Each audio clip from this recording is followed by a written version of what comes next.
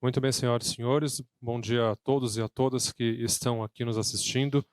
É nesse momento peculiar, esse momento único, que nós damos início à nossa mesa de estudos e debates para conversarmos sobre crimes de responsabilidade.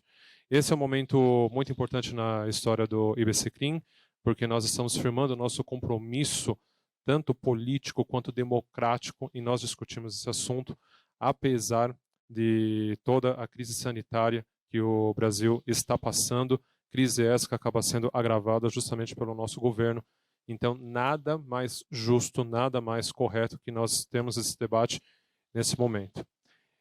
Essa mesa de estudos e debates, pela primeira vez, nós vamos fazer ela exclusivamente online, né, numa tentativa de auxiliar na contenção do Covid-19.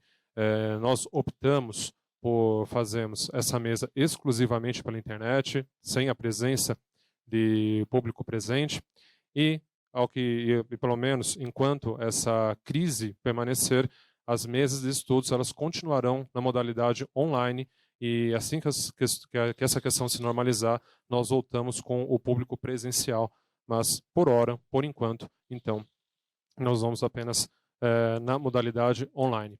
Ao mesmo tempo, como vocês estão nos assistindo e o áudio de vocês, o único áudio é pelo microfone, pode ser que vocês escutem um pouco do ambiente externo. Nós estamos com as janelas abertas, também uma recomendação, né, tanto no Ministério da Saúde quanto da Secretaria de Saúde, né, numa tentativa de contenção do vírus. Nós estamos com as janelas abertas, e para quem não sabe, a sede do IBCCRIM fica bem no centro de São Paulo, fica no coração de São Paulo, na Praça da Sé.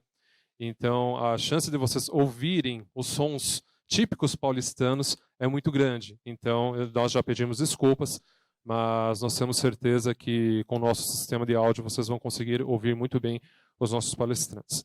O tema de hoje é fundamental. O tema de hoje ele precisa ser discutido, apesar de toda a necessidade de contenção domiciliar, mas é um tema, sobretudo, latente, considerando o que aconteceu ontem. A discussão a respeito de crimes de responsabilidade acabou atravessando toda e qualquer discussão político-partidária. O que nós estamos enfrentando é uma afronta ao Estado democrático de direito e às instituições.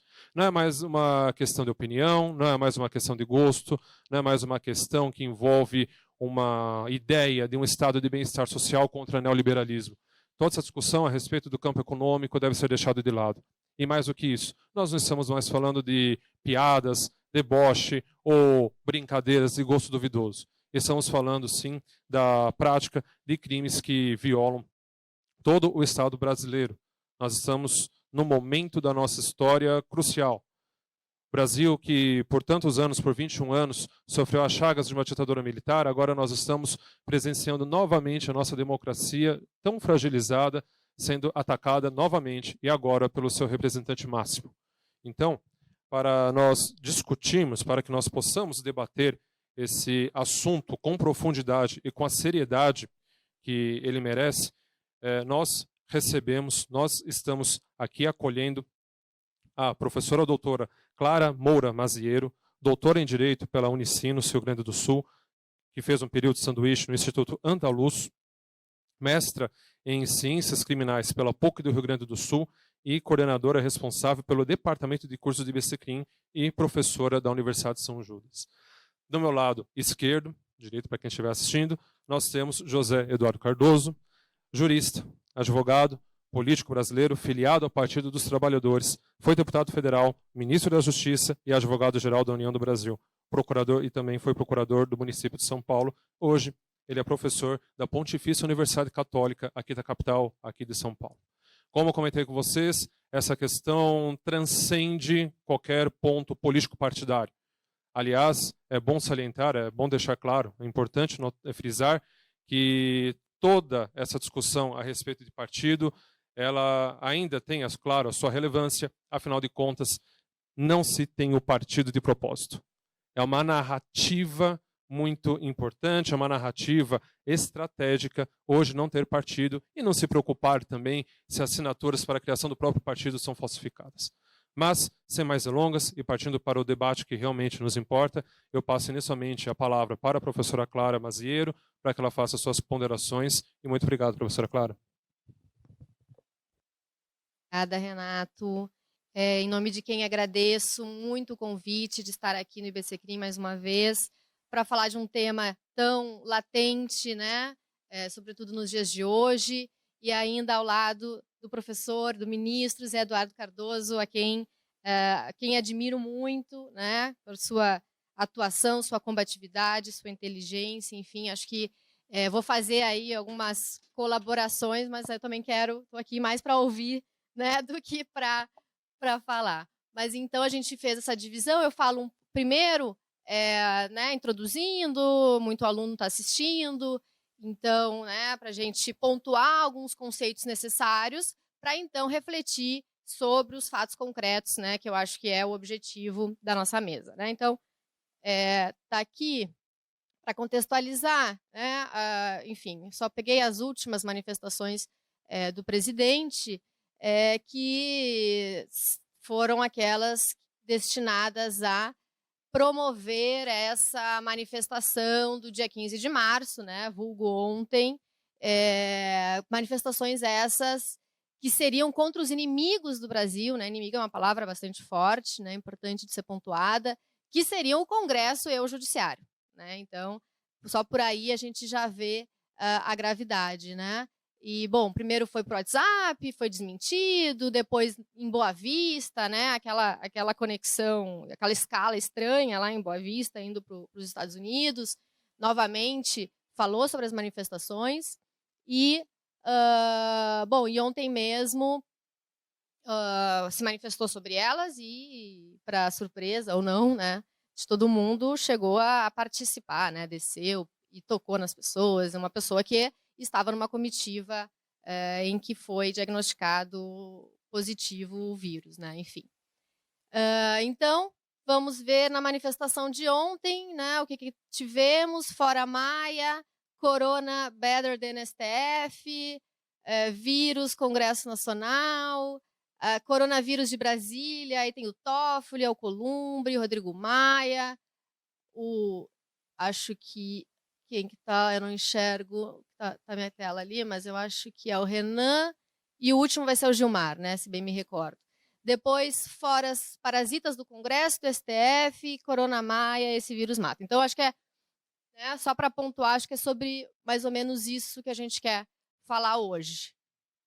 Bom, então, para falar sobre isso, para pensar se, afinal de contas, será que é uma manifestação antidemocrática, é uma manifestação cuja propaganda ou incitação para ela seria crime de responsabilidade, vamos primeiro pensar o que são os crimes de responsabilidade, né?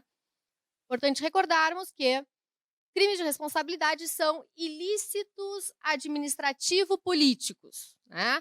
Apesar do nome dizer crime, que talvez não fosse a melhor redação, né, não é necessariamente um crime, né? É um ilícito político administrativo. E também não é só um ilícito político, é importante a gente lembrar, né, que no nosso modelo presidencialista não basta o Congresso não gostar do governo ou haver uma insatisfação popular em relação ao governo. Tem que ter uma conduta tipificada lá na Lei 1079. Tá? Então, por isso, essa combinação do administrativo com o político. Tá? Então, tem que ter as duas situações. Tá? A competência para julgamento é do Senado, né? Então, essa vertente política, né, vai ficar bastante marcada aqui. Né? O Senado que vai ter a representatividade política para destituir do cargo um presidente eleito democraticamente. Né? Então, é ele que vai ter essa legitimidade, ainda que tem que passar pela Câmara primeiro. E o processo não é um processo criminal, não é um crime que a gente está falando, apesar do nome, é um processo de impeachment, um processo de impedimento, que, de novo, é um processo jurídico, político, né? É um processo que tem regras dispostas no direito que devem ser respeitadas, né? Mas que, obviamente, depende aí de um contexto político bastante marcado, né? Que vá levar adiante a acusação, né? Então, é claro que a gente não pode exigir muito, né? Não dá para exigir imparcialidade de um órgão político como o Senado, né? Mas ainda é a decisão que a Constituição de 88 tomou, né? E também não sei se seria, até não sei qual seria a posição do professor José Eduardo, mas também não sei se o STF teria essa legitimidade e essa imparcialidade, porque da mesma forma, primeiro, os ministros são nomeados pelo presidente. Segundo, eles também têm, obviamente, suas colorações políticas, suas convicções políticas, que iriam a também interferir aqui no julgamento, tá? Então, é uma questão de se pensar, esse é o nosso modelo de impedimento, tá? Que está na Constituição de 88 e não tem problema. E eu botei aqui, diferente de um ilícito penal, né? Que aí seria um crime de responsabilidade lato sensu, porque pode uma conduta ser ao mesmo tempo um ilícito político, ensejador de um processo de impeachment, e ser um crime disposto, seja no Código Penal, numa lei penal, ser um crime, então, comum, né? E aí submetido ao STF com uma condição de procedibilidade pela Câmara, né? Então há uma proteção, né? Há uma preocupação de não haver perseguição jurídica em relação ao presidente, né? Há essa preocupação, afinal de contas, os três poderes eles têm que ter um equilíbrio, não tem um poder que esteja acima do outro, né? E aí sim um processo criminal. Tá? Então, essa distinção que a gente pode fazer e que, à primeira vista, pode confundir. Quando a gente fala crime de responsabilidade, parece que é penal, né? E a distinção de um crime de ser penal ou não é a pena, né? Se tiver a atribuição de pena à conduta, então nós temos um processo, um crime comum, né? E se a sanção for destituição do cargo, então nós estaremos diante de um ilícito administrativo político.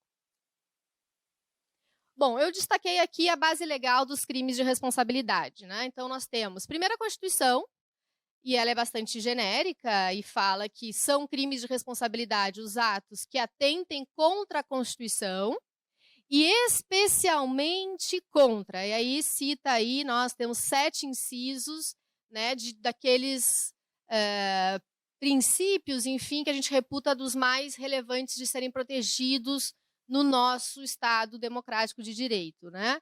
Eu grifei ali alguns que poderiam ter sido infringidos, né, nas manifestações de ontem, né? Mas, enfim, só para debate. A Constituição por si ela não basta, tá? A própria Constituição, no parágrafo único, diz que esses crimes serão definidos em lei especial, e a lei especial que nós temos é a 1079 de 50, tá? É isso mesmo, tá? É de pasmar que nossa lei de crime de responsabilidade seja de 1950. É verdade que teve ali uma inclusão em 2002 de crimes de gestão fiscal responsável, mas 2000 teve alguma inclusão, mas a lei permanece, né, essencialmente a mesma desde 50. Por outro lado, o STF se manifestou sobre essa lei, né, seja em 92, no impeachment do Collor, seja posteriormente, já a pretexto da Dilma, e em outros momentos, porque o impeachment não é só de presidente, né, também de ministro, enfim. Então, há alguns dispositivos considerados inconstitucionais já, tá? Nada muito relevante, de procedimento mesmo, mas grande parte foi considerado recepcionado pela Constituição, tá? Então o STF já se manifestou sobre isso e é essa lei mesmo que a gente adota para pensar as condutas, então, né, tipificadas como ilícitos administrativos capazes de ensejar um processo de impeachment, tá? E aí também não tem como botar todas, é do artigo 5º ao 12º, né? São vários, cada inciso desses tem um capítulo na lei que trata de um crime específico. E cada artigo da lei tem vários incisos, tá? Então é bastante coisa. Eu destaquei alguns para a gente pensar, né? O artigo 6º, que vai falar dos crimes contra o livre exercício do poder legislativo, né? Que é tentar dissolver o Congresso Nacional, impedir a reunião ou tentar impedir o funcionamento das câmaras, usar de violência ou ameaça contra representante da nação para afastá-lo da Câmara, ou para coagi-lo no modo como exerce seu mandato, opor-se diretamente e por fatos ao livre exercício do Poder Judiciário, né? E aí uma cláusula genérica, que já é um crime contra a probidade da administração, né? Que é proceder de modo incompatível com a dignidade, a honra e o decoro, com acento, né? Porque é de 50, e o decoro do cargo, né? Então, essa cláusula é bastante genérica e parece que várias das condutas que a gente vem acompanhando, né, parecem se enquadrar, né? Além disso, também na 1079, num outro artigo que vai falar dos crimes contra a segurança interna do país, ela vai fazer remissão à Lei 7.170, que é a Lei de Segurança Nacional, e lá vai dizer que é crime, aí é crime comum, para além de crime de responsabilidade estrito sensu, né? Então vai ser um crime de responsabilidade lato sensu, que é crime integrar ou manter associação, partido, comitê, entidade de classe ou grupamento que tenha por objetivo a mudança do regime vigente, né? Ou do Estado de Direito, por meios violentos ou com emprego de grave ameaça. Tá? Então, nós temos que cuidar que tem o meio, né? Não basta querer, né? Essa vontade tem que ser por meio violento ou com uma grave ameaça. Tá? Mas não só integrar, também vai ser crime fazer em público propaganda de quem integra. E também vai ser crime quem incita a prática dessas condutas. Tá? Então, aí a base legal para a gente refletir, né? E eu vou voltar ao final da minha fala para refletir sobre esses fatos ocorridos ontem, né? Bom, e aí vem a questão, né? Já está tudo escrito, eu vou atrapalhar vocês, vão querer ler o que está escrito no slide, mas vamos lá. Afinal, impeachment é legítimo? Porque a gente vê muito, né, o presidente falar que é presidencialismo, então parece que ele está acima, e ele foi eleito democraticamente, isto é, por meio de eleições livres, universais e tal, apesar de que ele, né, também vai dizer que a eleição teve fraude, enfim. Mas, enfim, foi eleito. E é legítimo, quer dizer, outro poder destituir do cargo alguém legitimamente eleito? É legítimo isso? E a resposta é sim, é legítimo. Em tese, é legítimo. A nossa democracia, hoje, desde que a gente adotou com a Constituição de 88 o Estado Democrático de Direito, a nossa democracia ela não é fundada no princípio da maioria. Né? Então, não é porque ele foi eleito que ele tem a legitimidade para fazer o que ele bem entender. Ele está submetido ao direito, porque o Estado, de novo, é democrático de direito. Né? Então, todos estão submetidos às regras colocadas no ordenamento jurídico, inclusive o presidente da República, né? Inclusive todos os membros do Congresso Nacional, inclusive todos os membros do Poder Judiciário, evidentemente. Né? Então, claro, é legítimo, né? Dentro dessa concepção. Né? E a minha figura aqui do Habermas é porque ele traz muito bem essa ideia, que para mim é vital hoje, em que a gente não tem mais muito aonde se apegar em termos de legitimidade, né? Não é na religião, não é num direito natural, não é numa abstração kelseniana, e também não é só no que decide o legislativo em termos de leis, né? A gente se apega hoje, o último valor em que a gente se apega para dizer se algo é legítimo ou não é no valor da democracia. Né? Tudo que garante um procedimento democrático justo e igualitário. Né? Então, essa imbricação direito e democracia ela é muito necessária, né? E não só para pensar em termos de produção de lei, como também para pensar a aplicação do direito. Né? Porque tem uma outra discussão que, de repente, até o Zé Eduardo pode ingressar mais, que é, será que o STF poderia se meter no mérito do crime de responsabilidade imputado? Né? Me parece que sim, porque o STF ele tem na sua função também garantir o direito constitucional. Né? Também tem. Então, né, não pode prevalecer tampouco o político sobre os valores democráticos. Tá? Então, enfim, essa discussão que eu acho que é bastante profunda e a gente precisa pensar até para diferenciar situações recentes que ocorreram no Brasil. Então, o que torna legítima a destituição do cargo de alguém eleito democraticamente? O que torna legítima é a observância às regras democraticamente desenvolvidas. Né? E aí, como a gente pode... E por que... Aí eu quero comparar. Collor, em 92, processo de impeachment. Dilma, 2016, processo de impeachment. Nós temos uma diferença muito grande nos dois processos. Né? Se a gente voltar lá em 92, a gente vai descobrir que não houve repúdio ao impeachment do Collor por nenhum grupo expressivo da sociedade brasileira.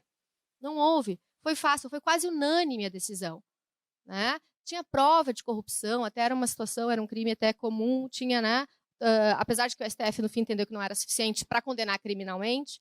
Mas, enfim, diferente do processo de impeachment da presidenta Dilma, em que grande parcela da sociedade, inclusive de juristas, levantaram a bandeira de que estaria havendo uma ruptura democrática, uma ruptura à democracia, um golpe. Né? E essa distinção de quando um é legítimo e quando é golpe, que é fundamental a gente se ater. Né? É fundamental a gente refletir sobre isso. E, de novo, a gente precisa respeitar as regras do direito. E a gente tem lá na 1079 as condutas cincejadoras. Né? Se de fato houve subsunção ou não, que vai resolver, né, a subsunção da conduta ao ordenamento, que vai resolver, afinal de contas, se foi uma decisão legítima juridicamente, para além de politicamente. Tá? Isso é importante, porque a combinação ela é sempre presente. Não é só política a decisão de impeachment, ela também é jurídica. E aí que entra, talvez, o papel do STF em relação a isso. Eu já adianto que o STF entende que ele não se mete no mérito e somente no procedimento. Tá? Essa é uma discussão. Pois bem, então, a defesa do Estado de Direito, portanto, passa, né, por uma democratização progressiva. Né? Democratização progressiva, seja dentro de políticas públicas que promovam a igualdade, uma igualdade material, que permita que as pessoas consigam participar da esfera pública com a máxima igualdade possível, com a máxima visibilidade possível, que com isso gere representatividade, que com isso o Congresso esteja representativo e faça leis cada vez mais legítimas. Né? Esse ciclo virtuoso, democracia e direito, é um ciclo, né, que a gente precisa observar e é o que vai nos ajudar a manter sociedades plurais, complexas e democráticas. Tá? E aí, preocupado com isso, né, não, obviamente, não só a nossa Constituição de 88 preocupada com isso, não só nós preocupados, não é só o Brasil preocupado. Né? As organizações internacionais são preocupadas com a manutenção das democracias nos estados nacionais. Né? Então, por exemplo, na OEA, nós temos uma Carta Democrática Interamericana, né, que vai dizer que os estados-partes precisam manter regras democráticas. Eu já vou passar ali alguns exemplos. E também nós temos o protocolo de Ushuaia, né, o 1 de 98 e o 2 já de 2011, que também traz compromisso democrático no Mercosul, né, sob pena de suspensão, de punição, né, regional, caso haja entendimento por parte dos Estados-membros de rupturas democráticas. Né? Então, nós temos aí, por exemplo, o caso do Paraguai, né? Fernando Lugo foi empichado e o Paraguai suspenso pelo protocolo. Tá? Nossa, ficou pequeno, né? Mas, enfim, isso aí é só para dizer isso que eu estou falando, né? Que o Estado democrático é de direito, está escrito no artigo 1º, né? Então não bastam eleições livres, a gente precisa, não basta a maioria, a gente precisa da divisão de poderes, a gente precisa de igualdade, a gente precisa de liberdade dentro dos limites do que a democracia permite. Do lado eu botei a Carta Democrática Interamericana, que também é bastante interessante, que vai falar bastante sobre isso e fala da importância da liberdade de imprensa. né? Então, eu vou achar aqui, aí eu consigo rapidinho falar.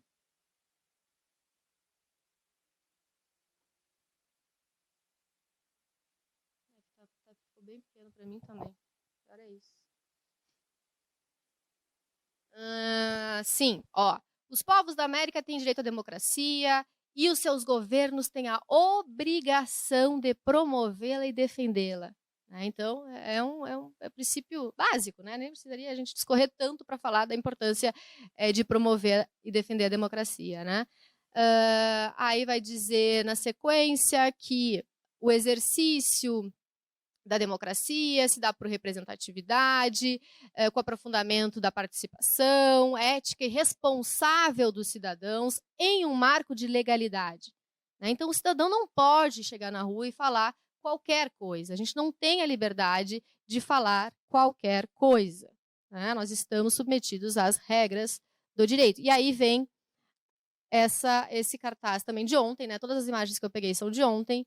E aí vai dizer que todo o poder emana do povo, que exerce diretamente.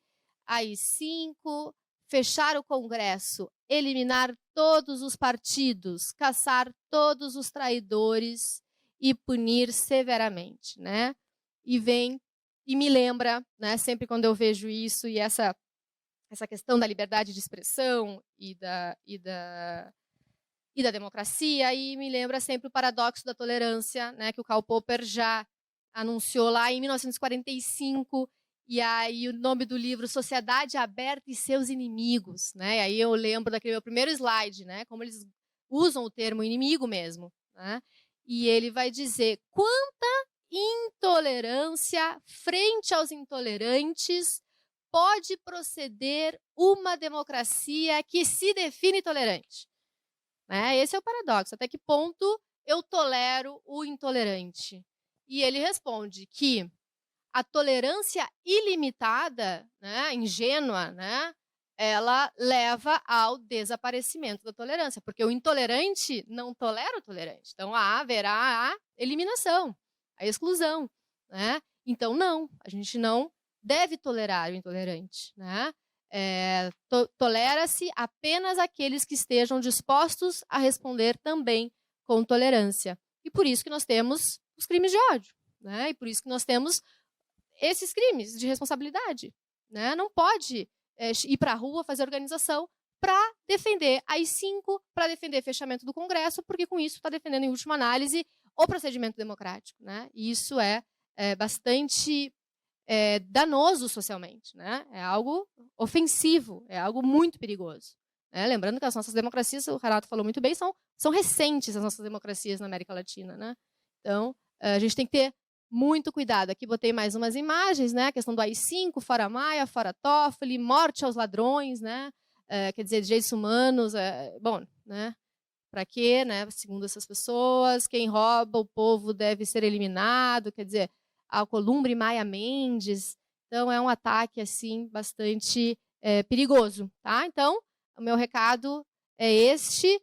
Estamos abertos ao debate, né? Quero ouvir agora o professor Zé Eduardo, mas vamos manter vigilância constante sobre a democracia. Obrigada. Sem público, mas nós aplaudimos assim mesmo. Antes de passar a palavra para o professor José Eduardo Cardoso, apenas um recado que eu peço desculpas, eu não dei antes. Para vocês que estão nos acompanhando ao vivo pelo Zoom, vocês vão encontrar, tem uma ferramenta de bate-papo. Vocês podem enviar perguntas para nós, que eu vou receber aqui no celular, e ao final da palavra do professor José Eduardo, eu faço as perguntas para os participantes. Está bem? E só um comentário rápido a respeito da fala da professora Clara. Eu fiquei em dúvida se não configuraria uma questão até psicológica mesmo, se será que eles não estão dando sinais de algum comportamento suicida, afinal de contas, se eles pedem morte àqueles que praticam crime, né, terrorismo é crime também, já que eles estão atentando contra as instituições democráticas, né, do Estado brasileiro, mas é apenas uma reflexão que, claro, não vai...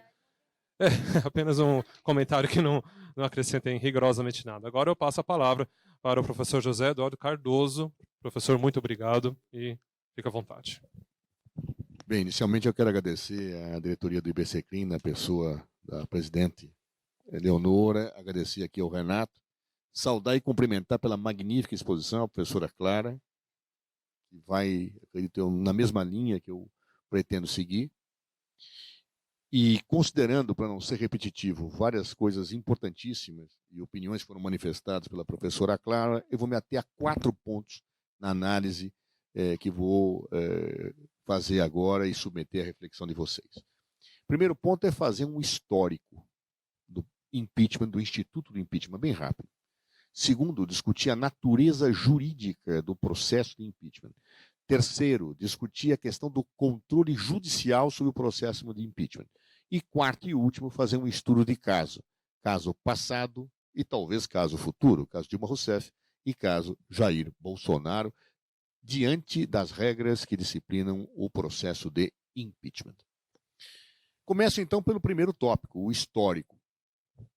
Tem sido um hábito nefasto no estudo do direito nós nos atermos à dogmática sem entendermos a forma, o modo e a maneira com que essa dogmática surgiu na história. É como se a história não explicasse nada. É como se a dogmática por si explicasse tudo.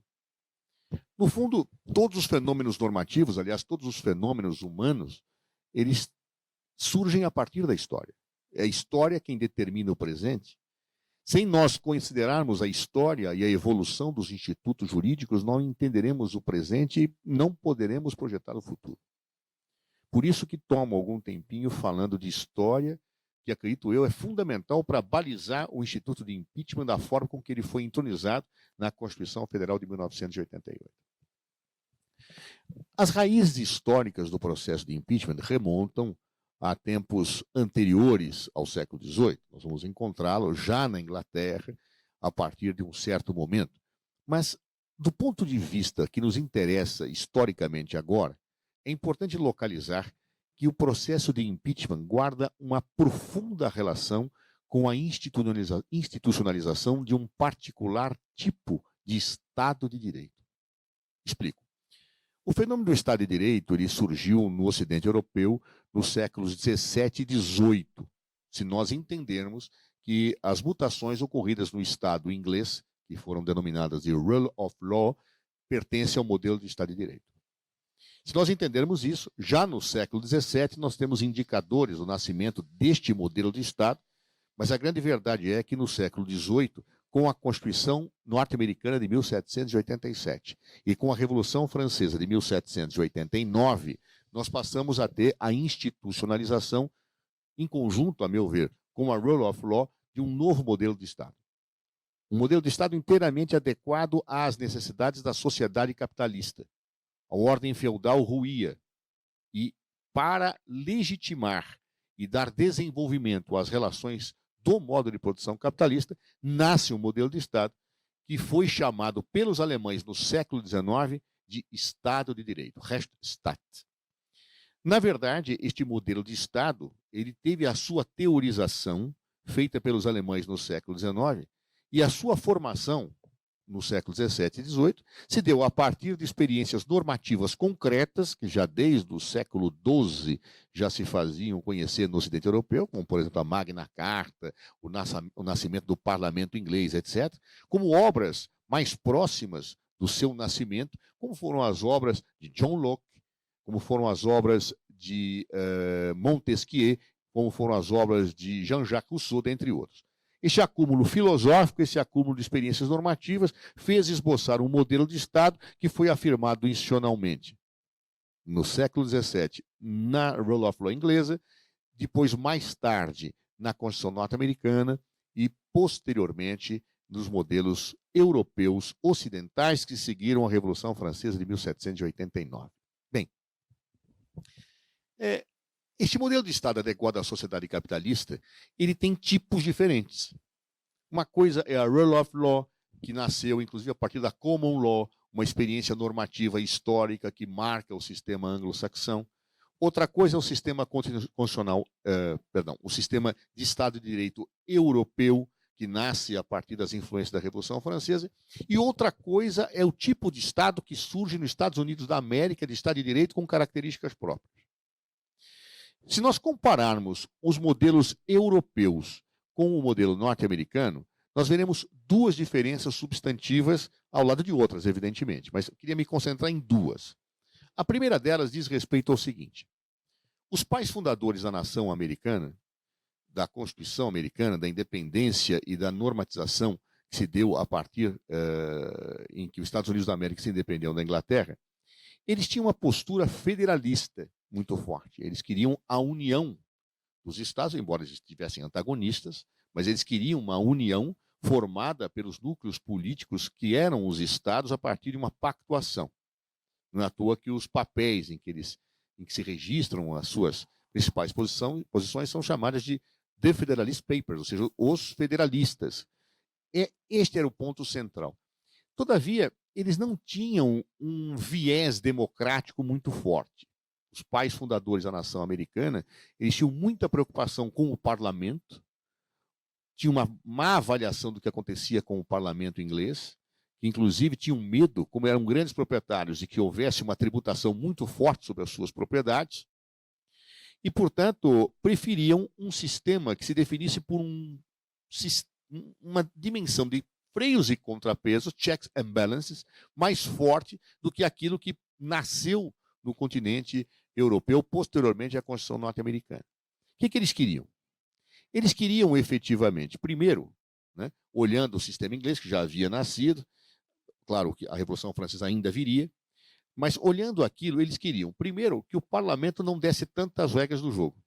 Por isso, conceberam um poder executivo eleito pelo povo, ou seja, um chefe do executivo eleito pelo povo, que ficou conhecido como sistema presidencialista, que podia, inclusive, sancionar ou vetar as leis do poder legislativo, claro, e criaram uma constituição principiológica a qual o próprio parlamento estaria submetido. Foi exatamente esta dimensão desta principiologia constitucional superior às leis que permitiu mais tarde que a jurisprudência norte-americana, ou tempo depois, que a jurisprudência norte-americana admitisse o judicial review, ou seja, a possibilidade de revisão das leis aprovadas pelo parlamento em face da Constituição pelo Poder Judiciário. No sistema continental europeu e no sistema inglês, isto não era admissível, porque o parlamento era soberano. Se nós formos a Jean-Jacques Rousseau, nós veremos que a ideia de que o parlamento é soberano, de que a legitimação popular estava acima de tudo, que a maioria parlamentar do presente era superior à maioria do passado, é algo que fica claro, inclusive, nas primeiras constituições do Ocidente europeu. Ou seja, na própria Inglaterra, e também nós tínhamos o princípio da soberania do parlamento. O rei estava dentro do parlamento, King in Parliament, mas nós tínhamos uma ideia de soberania do parlamento, e o judiciário não tinha esta dimensão de controle sobre o ato legislativo. Isso nasce no direito norte-americano. E, claro, como eu tinha um presidente eleito, portanto, com um mandato afirmado, e como eu tinha um parlamento que tinha que ficar numa situação de checks and balances como executivo, não deixaram de pensar os constituintes norte-americanos um eventual abuso de poder praticado pelo chefe do executivo eleito. Era necessário ter algum tipo de situação de controle. Como se pensou isto? Já na Inglaterra, como eu disse, existiam as raízes já postas do procedimento de impeachment, de afastamento de pessoas que governavam. Então, os constituintes norte-americanos trouxeram para controle do executivo pelo parlamento a questão do impeachment. De que maneira? Na verdade, previram que um presidente da República teria direito a permanecer no cargo, podia inclusive perder a maioria parlamentar. Claro, não era um sistema parlamentar, como mais tarde se consolidaria na Europa, mas se ele cometesse alguns atos ilícitos graves, hediondos, insuportáveis politicamente, ele deveria ser afastado. Cria-se então a figura do impeachment na Constituição norte-americana, de maneira que o Congresso Nacional, dentro de certos pressupostos que ali estão definidos, poderia pôr fim ao mandato de um presidente da República desde que ele praticasse certos ilícitos. Na Constituição norte-americana se prevê como ilícitos para o impeachment o suborno, vejam que é uma coisa grave, a traição, uma outra grave, e grandes crimes. A expressão da Constituição norte-americana é high crimes and misdemeanors, ou seja, grandes crimes e grandes contravenções. Ou seja, situações insustentáveis que façam que a sociedade passe a ter uma ojeriza, uma revolta ao governante, a tal ponto de que efetivamente ele possa ser afastado. Note, uma das características do Estado de Direito, como disse a professora, é a legitimação popular. Nós não temos no nosso sistema atualmente a legitimação por seres transcendentes, por Deus, como aconteceu em muitos modelos de Estados anteriores. A nossa legitimação é popular. Nesta perspectiva, a Constituição feita pelo povo, estabelecendo um sistema de checks and balances, fez com que, se por um lado, no presidencialismo, o presidente perde a maioria e não perde o mandato, de outro lado, quando ele comete ilícitos graves, revoltantes e que obviamente trazem problemas insuportáveis à coletividade, ele pode perder o mandato. Situação, repito, diferente do parlamentarismo, em que o chefe de Estado não é o chefe de governo. No parlamentarismo, que nasce depois no sistema europeu, o chefe de Estado pode ser um rei ou um presidente eleito, e o chefe de governo, ele é escolhido dentro das regras constitucionais, mas ele tem que ter sempre maioria parlamentar. Se ele perde a maioria parlamentar, cai o governo. Aliás, é muito comum no parlamentarismo cair o governo, e às vezes ficar períodos sem governo. A máquina do Estado funciona, mas você fica sem governo. Nós vimos na Espanha recentemente, a Espanha fica mais de um ano, ou praticamente um ano, sem governo. Outros países também. Claro, a Bélgica também e outros. Isso é característico no sistema parlamentarista. No sistema presidencialista, não. Ou seja, o presidente tem direito subjetivo, a sociedade tem direito subjetivo a que o mandato seja cumprido, salvo se eventualmente ele vier a praticar algum ilícito grave. Por isto, os constitucionalistas norte-americanos tratam o processo de impeachment como um processo dos mais solenes. É curioso quando você vai ver na Constituição norte-americana por que deferiram o impeachment não ao judiciário, mas ao legislativo, você vai ver uma série de comentários. Um deles é que não, o Senado terá mais peso, mais densidade, mais responsabilidade, mais maturidade institucional para julgar um presidente da República. Até porque haveria ali, como nós vamos ver daqui a pouco, um componente do ilícito praticado e um juízo político de conveniência do afastamento do presidente da República. Mas já eu vou me referir a isto. Por ora, fiquemos então com esta ideia do processo de impeachment ser um processo solene, o mais solene dos processos, e ainda me lembro de um constitucionalista norte-americano dizendo que o processo de impeachment, quando ocorre, ele é um terremoto político. Ele é um terremoto político. Portanto, ele exige situações de absoluta gravidade, de absoluta insustentabilidade para que possa ser promovido. Muito bem. Esta é a situação dos modelos de Estado de Direito na perspectiva da história. Advertência final. O Brasil adotou o modelo estadunidense, norte-americano, de Constituição. Por quê? Porque como naquele período, no final do século XIX, iniciou-se um processo de independência das colônias, claro, e o modelo de referencial institucional para estas colônias era a Constituição americana, a maior parte dessas colônias portuguesas, espanholas, etc., seguiram o modelo da Constituição norte-americana e não seguiram o modelo europeu que vinha da Revolução Francesa. Então adotaram o sistema presidencialista, adotaram cartas constitucionais que permitiriam o judicial review. Tudo isto foi uma sequência da aplicação modelo dos Estados Unidos. Inclusive no próprio Brasil nós tivemos situações curiosas, porque toda a colonização brasileira é uma colonização baseada no município, né?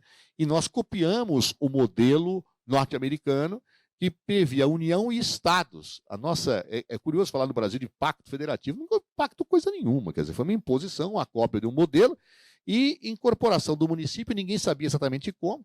Na atual Constituição se diz que o município é um ente federativo, muito bem, mas durante muito tempo houve, até hoje ainda há muita dúvida se o município seria ente da federação ou não, porque no modelo clássico de federação nós temos União e Estados e não temos municípios. O Brasil, para respeitar a sua história, deu capacidade legislativa aos municípios. Mas isso não importa o tema agora. O que nos importa objetivamente é entender e captar, então, que nós seguimos o modelo norte-americano.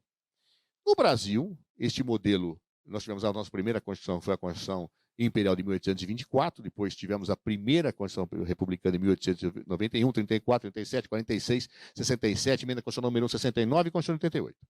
Claro?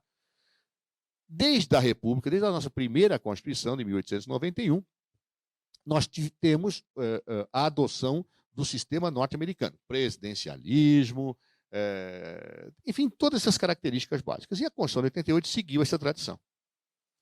Uma característica interessante do sistema brasileiro é que, ao invés de nós fazermos como no norte-americano, dizermos quais são os tipos de delitos que permitem afastamento do presidente, vamos lembrar, lá é traição, suborno e grandes crimes e grandes contravenções, claro, high crimes and misdemeanors.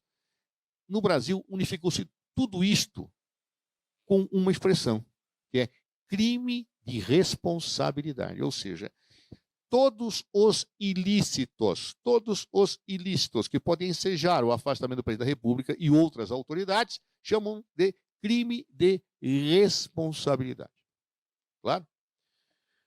Bem, ocorrido este crime de responsabilidade, o presidente vai ser julgado pelo Congresso Nacional, dentro do modelo americano, dentro de um processo solene, em que se dá direito ao contraditório e à ampla defesa, para, afinal, decisão do Senado Federal.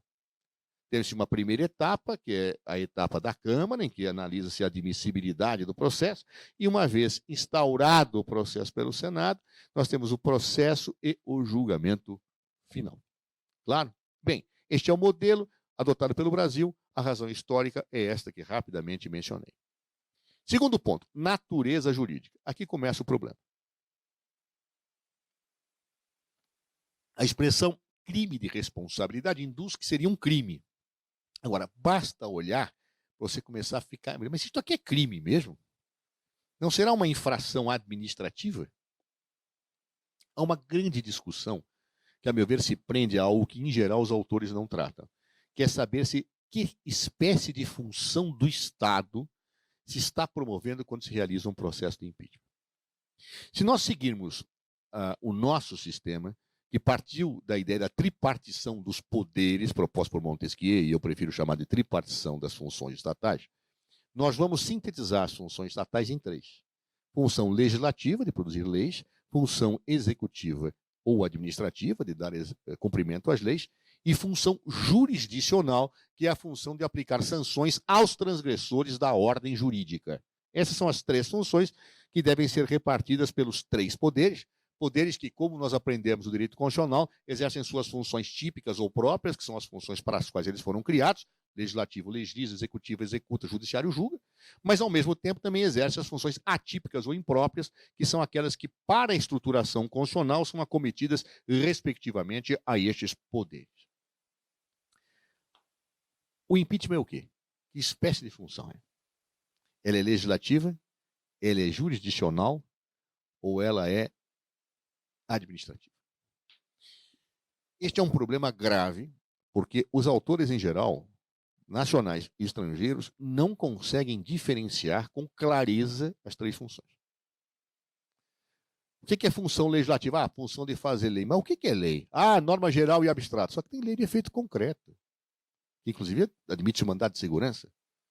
Ah, o que é ato administrativo? O que é função administrativa? Função administrativa é aquela que o Estado age de ofício. Ah, é? Muitas vezes age provocado. E a função jurisdicional? Ah, aquela que julga litígio. Bom, e a jurisdição voluntária? O que é que não julga litígio? Ou seja, diferenciar as três funções é uma tormenta nunca resolvida pela doutrina. Eu vou dizer o que eu acho, a minha opinião pessoal. O que diferencia a função legislativa das outras duas é que a função legislativa produz inovações jurídicas primárias. Ou seja, por força do princípio da legalidade, que é uma das características do Estado de Direito, ninguém pode fazer ou deixar de fazer alguma coisa a não ser em virtude de lei. Muito bem. Todo direito e todo dever, em última instância, é introduzido no ordenamento jurídico dos Estados de Direito pela lei. Tudo o que se faz, aliás, todas as inovações jurídicas dependem de uma previsão legal. Está na Constituição ou na lei. Então, portanto, só a lei pode fazer inovações jurídicas primárias. Note-se, eu não estou dizendo que só a lei inova. Estou dizendo que só inovações primárias, entenda-se por inovações primárias, as que se dão na consideração do sistema jurídico, são as únicas que efetivamente podem ser realizadas por uma atividade estatal, que é a lei. A atividade legislativa do Estado, portanto, é aquela que produz inovações jurídicas primárias. No Brasil, por exemplo, as leis, lei complementar, lei ordinária, norma constitucional, faz inovações primárias. Mas também a medida provisória, enquanto não convertida em lei, ela produz inovações primárias porque ela tem força de lei. Então, portanto, ela pertence à função legislativa do Estado. O processo de impeachment produz função legislativa? Não. Já está prevista no sistema jurídico, na Constituição e na lei, como bem disse a professora, 1079 de 1950. Lei que consegue ser mais velha que eu, inclusive, de que faço. Claro? Ou seja, não é inovação primária. Então, descarta a função legislativa. Jurisdicional ou administrativa? O que diferencia as duas? Isto é inferno. A meu ver, a diferença entre a função jurisdicional e administrativa está no fato de que a função jurisdicional é a única que pode, ou que se destina, ou que se preordena a produzir uma situação de imutabilidade jurídica, de intangibilidade jurídica, a que os processualistas convencionaram chamar de coisa julgada. Me valho aqui do conceito de Enrico Túlio Liban, um italiano que teve muita influência na elaboração do Código de Processo Civil de 1973, brasileiro, já revogado.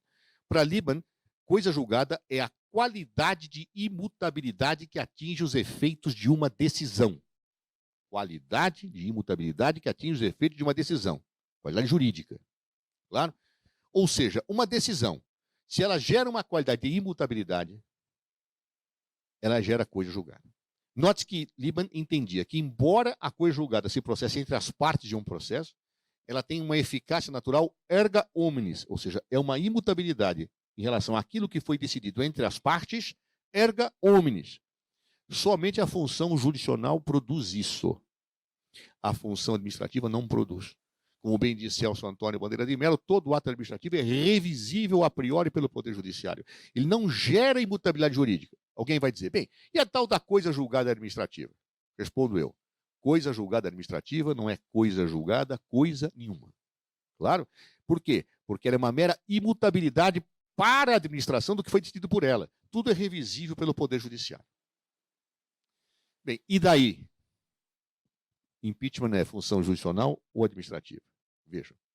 Se eu entender que o julgamento do impeachment feito pelo Senado gera coisa julgada e, portanto, é imutável, eu vou entender que é função jurisdicional. É, por exemplo, a opinião de Paulo Brossard. Se você for ler o livro clássico, o impeachment, ele vai dizer que é intocável, é intangível, é imodificável. Claro? No entanto, lembramos que a Constituição brasileira diz que nenhuma lesão de direito individual, nenhuma lesão de direito ficará afastada da apreciação do Poder Judiciário. Ora, se o presidente da República tem direito subjetivo a manter o mandato, impeachment ilícito pode comportar revisão do Poder Judiciário. Portanto, o Judiciário pode rever decisões finais de impeachment. Veremos em que condições depois. Mas vejam, o próprio Judiciário sempre entendeu isto, nos poucos casos de impeachment que tivemos. No caso de Collor, não se disse que ele não podia rever. Como também no caso de Dilma, não se disse que não pode rever, se disse que não pode rever o mérito. Mas já já eu vou adentrar a isso. Claro? Então, portanto, se o Judiciário pode rever, a decisão do Senado não gera coisa julgada. Se não gera coisa julgada, não é função jurisdicional. É então o quê? Função administrativa. E nesse ponto trago à colação os ensinamentos de Agostinho Gordillo, que corretamente diz: a natureza jurídica do processo de impeachment é idêntica à do processo disciplinar de um servidor público.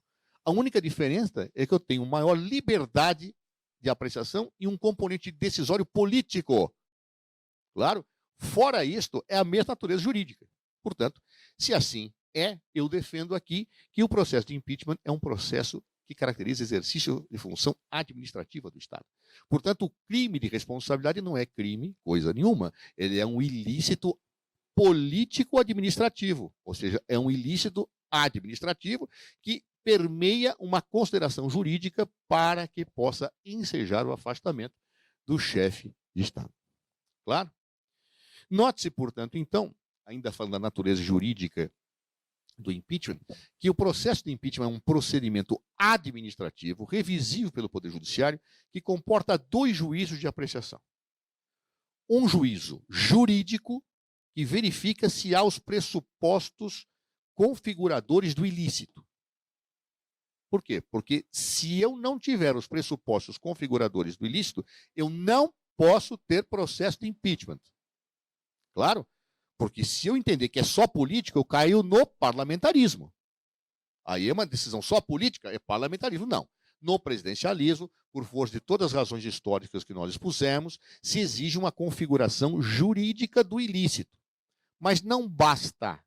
É necessário que, além da situação do ilícito jurídico, eu tenho um juízo de apreciação política sobre a gravidade deste ilícito e sobre a necessidade de afastamento do presidente. Então, por isso que é jurídico-político, administrativa e política, ou seja, ilícito administrativo mais apreciação política. Donde eu ter o seguinte quadro: presidente que não pratica ato definível como ilícito administrativo no pressuposto jurídico, não pode sofrer impeachment. Não pode ser empichado, como a gente diz. Se for empichado, eu tenho violência constitucional, e toda destituição de presidente feita com violência constitucional tem um nome na ciência política chamado golpe.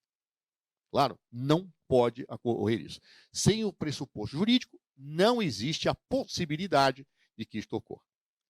Se houver o pressuposto jurídico, aí o que acontece? Aí eu tenho um juízo de valoração política. Eu posso ter o pressuposto ilícito verificado e o Congresso entender: não é conveniente afastar o cara. Não há nenhum problema. Por quê? Porque eu tenho um juízo discricionário e político. Não tem problema afastar o cara. Ou o Congresso pode entender: tem o pressuposto jurídico e acho conveniente afastá-lo. Impeachment decretado. O que não pode ter, portanto, é impeachment sem o pressuposto jurídico, claro, mas dado o pressuposto jurídico, se desencadeia a liberdade política de afastar ou não o presidente da República, onde o impeachment houver um juízo jurídico, em sentido estrito, e um juízo discricionário de natureza política. Claro? Venci o segundo ponto. Terceiro ponto, controle jurisdicional. É possível o controle jurisdicional sobre o processo de impeachment? Bem, pelo que eu respondi, sim. Agora resta saber no que e até onde. Tenho visto posições que dizem o seguinte: não, pode haver o processo de impeachment, o controle, só no que concerne aos pressupostos formais do exercício do direito de defesa. O que me leva a indagar: por quê? Ora, se nenhuma lesão de direito fica afastada da apreciação do Poder Judiciário, e é o processo de impeachment um processo administrativo, toda e qualquer forma de controle jurisdicional admissível sobre os atos administrativos deve ser admitido sobre a atuação do Congresso Nacional. Por que é diferente? Não é a mesma natureza? Para a mesma natureza se aplica o mesmo remédio. Um ato administrativo, ele é passivo de controle no quê? Ensina a nossa doutrina, relativamente aos pressupostos de validade do ato. Quais são os pressupostos de validade do ato? Eu vou simplificar e vou usar a clássica definição de Lilopes Beiretti. Competência: se uma autoridade administrativa é incompetente praticar o ato, ele é inválido e o judiciário pode anular. Segundo, objeto: o objeto tem que ser lícito, tem que estar adequado àquilo que a Constituição e a lei determinam. Terceiro, motivo. O que é o motivo? Motivo é o fato que autoriza a prática do ato. É aquilo que os penalistas chamam de justa causa. Claro? Ou seja, o justo fato que leva à tomada da medida. Quarto, finalidade. Ou seja, o ato administrativo não pode ser praticado fora da finalidade para a qual ele foi praticado. Porque se ocorrer fora da finalidade, é desvio de poder e o ato é inválido. E quinto, a forma adequada à lei, ou para alguns a formalidade. Claro? Ou seja, o ato tem que estar adequado à forma prescrita em lei. De uma análise simplificada, não é assim que eu analiso os pressupostos dos atos administrativos, eu sigo muito mais do que expõe Celso Antônio Bandeira de Mello, mas para efeito de uma exposição isto basta. Ou seja, são 5 pontos que o judiciário pode examinar. Ato administrativo praticado por ser incompetente, judiciário anula. Sem motivo, judiciário anula. Em desconformidade com a lei, com o objeto legal, anula. Desvio de poder, anula. Fora da forma legal, anula. Ok? Por que isso não pode acontecer no processo de impeachment? Se ele é função administrativa e nenhuma lesão de direito fica afastada da apreciação do Poder Judiciário, tudo aquilo que o Judiciário pode controlar num ato administrativo pode ser controlado num processo de impeachment. Por exemplo, se o Congresso Nacional, por exemplo, a Câmara dos Deputados decide definitivamente pelo impeachment, ele não é competente, está fora. Se o quórum de distribuição está errado, o Judiciário pode rever. Por quê? Por causa que o procedimento não foi seguido, a forma não foi seguida. Terceiro, se não houver motivos comprovados para o impeachment, pode, claro, não tendo pressuposto jurídico, pode atuar. Havendo desvio de poder ou desvio de finalidade, claramente provados, ou seja, eu persigo um fim que não é aquele que a Constituição tutelou para o impeachment, posso anular. Isso é o que o Judiciário pode fazer. Mas o Judiciário não pode fazer uma coisa. E é aqui que eu quero me frisar. Todo o controle jurisdicional do ato administrativo tem um limite. Qual é o limite? O mérito do ato administrativo. Por força do princípio da separação de poderes, que hoje está consagrado no artigo 2º da Constituição Federal, o mérito do ato administrativo nunca pode ser examinado. Aí vão me perguntar, o que é o mérito? Vamos definir o que é o mérito.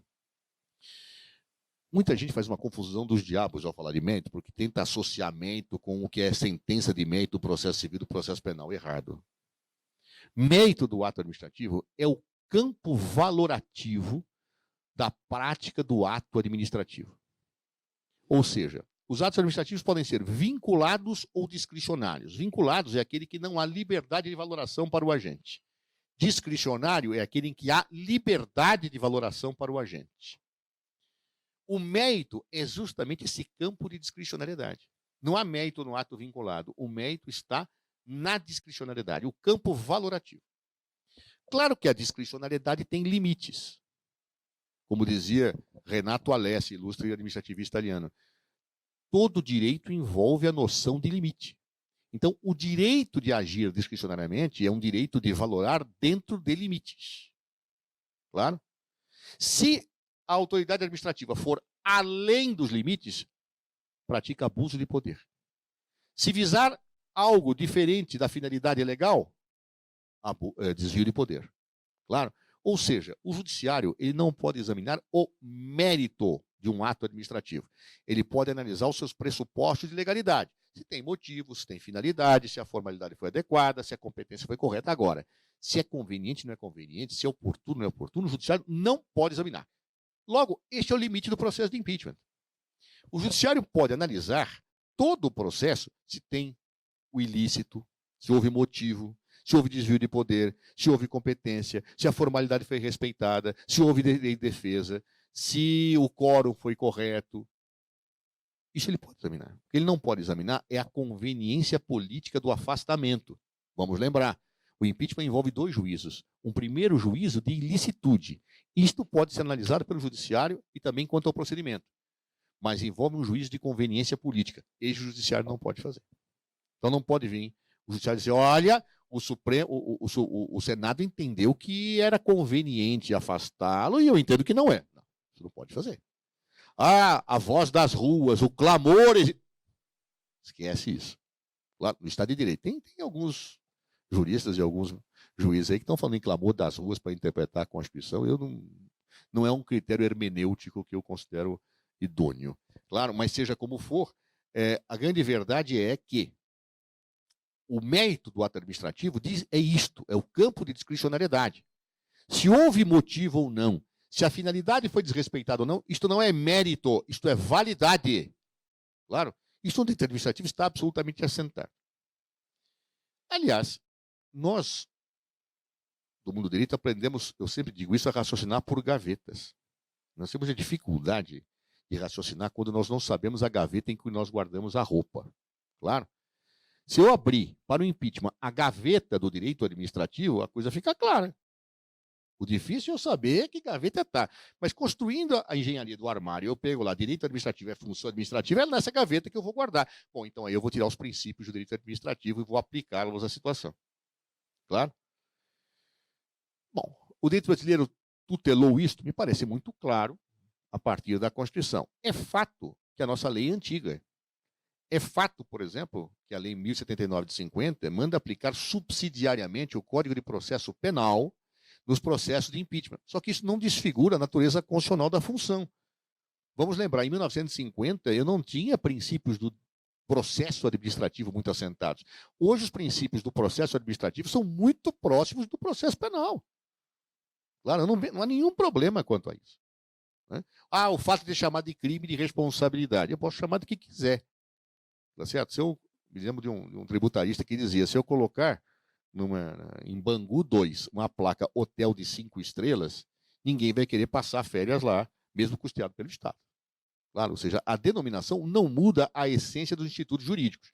Chamou de crime, mas não é crime. É procedimento administrativo. Por quê? Porque o judiciário pode rever.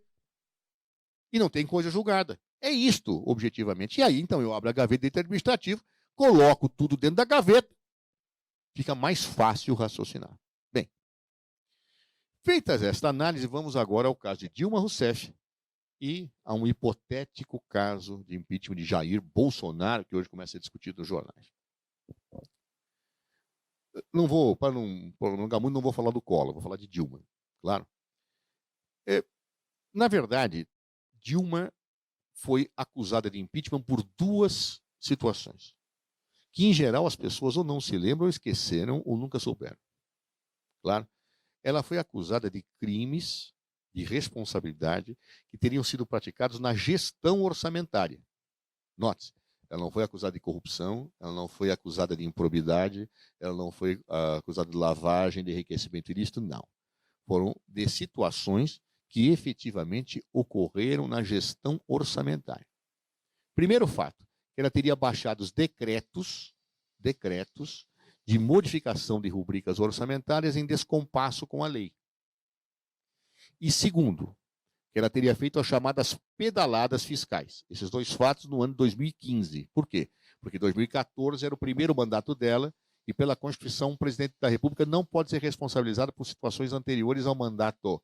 Então, os fatos que teriam que colocar de 2015. Eu estou falando de pedaladas entre 2015 e dos decretos de 2015. Eram 6 decretos no início e caíram para 3, se não me falha a memória, depois da análise. E a tal das pedaladas. O que eram as pedaladas? As pedaladas era uma situação em que, especificamente em 2015, nós tínhamos um plano chamado Plano Safra, que era um plano em que o Banco do Brasil emprestava para agricultores dinheiro para plantarem, para produzirem, mas a valores subsidiados.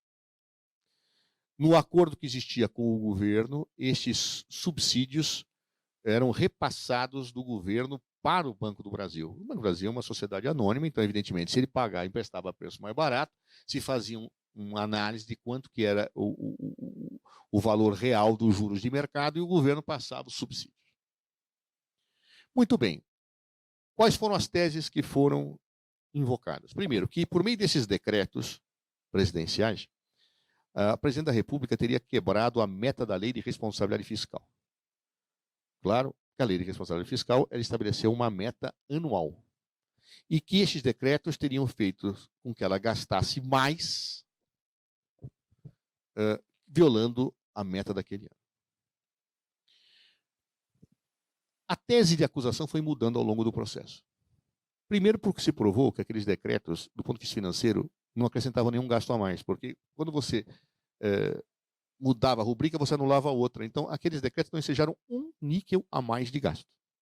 Então, a tese de que tinha gerado um descompasso financeiro, por isso caiu por terra. Aí se substituiu pela tese de que, não, bastava a intenção. Claro? Então, o relatório final do senador Anastasia é que a presidente da República não poderia ter feito aquilo mesmo que não tivesse gerado gasto, porque a perícia do Senado mostrou que não tinha gasto nenhum. Claro? Então, que mesmo assim havia uma gravidade terrível naquilo que estava sendo feito. Bem, o que chama a atenção aqui é que não só os decretos não implicaram em gasto nenhum, como a meta fiscal não foi desrespeitada. Por que não foi? Porque a lei de responsabilidade fiscal diz que a meta é anual. E o Congresso Nacional modificou a meta. Então, quando chegou no ano, como se sabia? Porque tinham caído muitas receitas, a presidente da República propôs a mudança da meta, porque era impossível cumprir sem parar o país aquela meta, o Congresso aprovou. Então, quando chegou o final do ano, a meta estava cumprida. Então, que descumprimento de meta era esse? A tese desenvolvida era o seguinte, que embora a lei falasse em meta anual, o governo tinha que fazer um relatório bimestral. E que, então, nos bimestres foi descumprida a meta. Mas espera um pouquinho. Se a meta é anual e eu cumpri a meta, os relatórios são só para avaliar se a meta será cumprida. Quando se viu que a meta não poderia ser cumprida, claro, aí então você propôs a modificação, como outros governos já haviam feito. Não. A meta anual ela tem que ser satisfeita bimestralmente. E se não for satisfeita bimestralmente, isto aí configura ato ilícito. Bom, mas vocês sempre aceitaram isto. Não, nós nunca tínhamos apreciado isso no passado. Estamos apreciando agora e diz que não pode. Bom, então vocês vão aplicar retroativamente? Vamos, porque só devia saber que não podia fazer. Mas o Tribunal de Contas dizia que podia, os órgãos técnicos diziam que podia. Onde é que está o dolo? Onde é que está a má-fé caracterizadora do crime de responsabilidade, o ato ilícito hediondo? Tinham pareceres jurídicos. A AGU comprovava, os técnicos diziam que podia. Onde está o ilícito? Evidentemente, isso não havia. Claro. A segunda hipótese ainda é mais grave, claro, que é a das pedaladas de 2015. O que se dizia? Que o governo federal atrasou no pagamento dos subsídios que devia ao Banco do Brasil pelo Plano Safra e que este atraso de pagamento implicava numa forma de empréstimo do Banco do Brasil para o governo. Vamos lá. Vocês não pagaram quando deviam, então vocês ficaram com dinheiro. Ficaram com dinheiro e está numa forma do Banco do Brasil emprestar dinheiro para vocês. Claro? Se o Banco do Brasil emprestou dinheiro para vocês, isso é proibido pela lei de responsabilidade fiscal, porque o governo não pode ter empréstimo de instituição oficial. O que nós argumentamos é, escuta, mas desde quando inadimplência ou atraso de pagamento é empréstimo? Então, se eu deixar de pagar a minha funcionária hoje, quer dizer que ela está me emprestando dinheiro? Eu estou cometendo um crime de agiotagem? É isso que vocês estão dizendo? Claro. Não tem sentido jurídico algum. Não bastasse isso, há um outro problema. Dizia-se que havia um prazo para pagamento. Só que não havia. No contrato assinado entre o governo e o Banco do Brasil, não havia prazo. Apenas que o governo, quando pudesse pagar, pagava com correção monetária e juros. Mas não havia prazo, 1 mês, 2 meses, 3 meses. Então, que diabo de mora é esta que não há prazo estabelecido? Claro. Mas, tanto o governo Fernando Henrique como o Lula haviam feito as mesmas coisas. Mas aqui houve o desrespeito. E aí, quando pegou o problema do prazo, houve uma situação que, a meu ver, foi curiosíssima. Por que era curiosíssima? Porque, quando o Tribunal de Contas entendeu que não podia fazer aquilo, Dilma falou, tá bom, não vou fazer mais. Tá? Baixou uma portaria fixando o prazo. Claro. Mas aí vocês dizem, não, mas vale para o passado. Mas como vocês me informaram agora que eu não posso fazer isso? Vale daqui para frente. Aliás, hoje a própria lei de introdução às normas gerais do direito brasileiro fala que não pode fazer isso. Claro. Mas não pode. Não, vai aplicar retroativamente, a senhora agiu de má fé. Mas como de má fé se vocês aceitavam isso? Todo mundo dizia que podia. Aí a pergunta é, tá bom. E qual era o prazo? Qual era o prazo que eu tinha que pagar? Aí o senador Anastasia, no relatório, faz uma tese que eu achei fabulosa, que é a seguinte.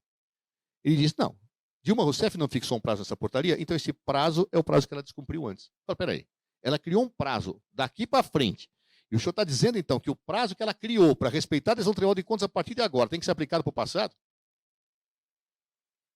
Tinha que ser, porque se ela podia fazer, tinha que ter feito. Bom, em síntese, eu me lembro que na defesa eu até fiz uma brincadeira com o senador Anastasia, que eu disse o seguinte, as pessoas que inovam merecem que o seu nome seja acoplado à inovação. Então, o Papa Gregório, durante o período, criou-se lá o canto gregoriano, né, em homenagem ao Papa Gregório.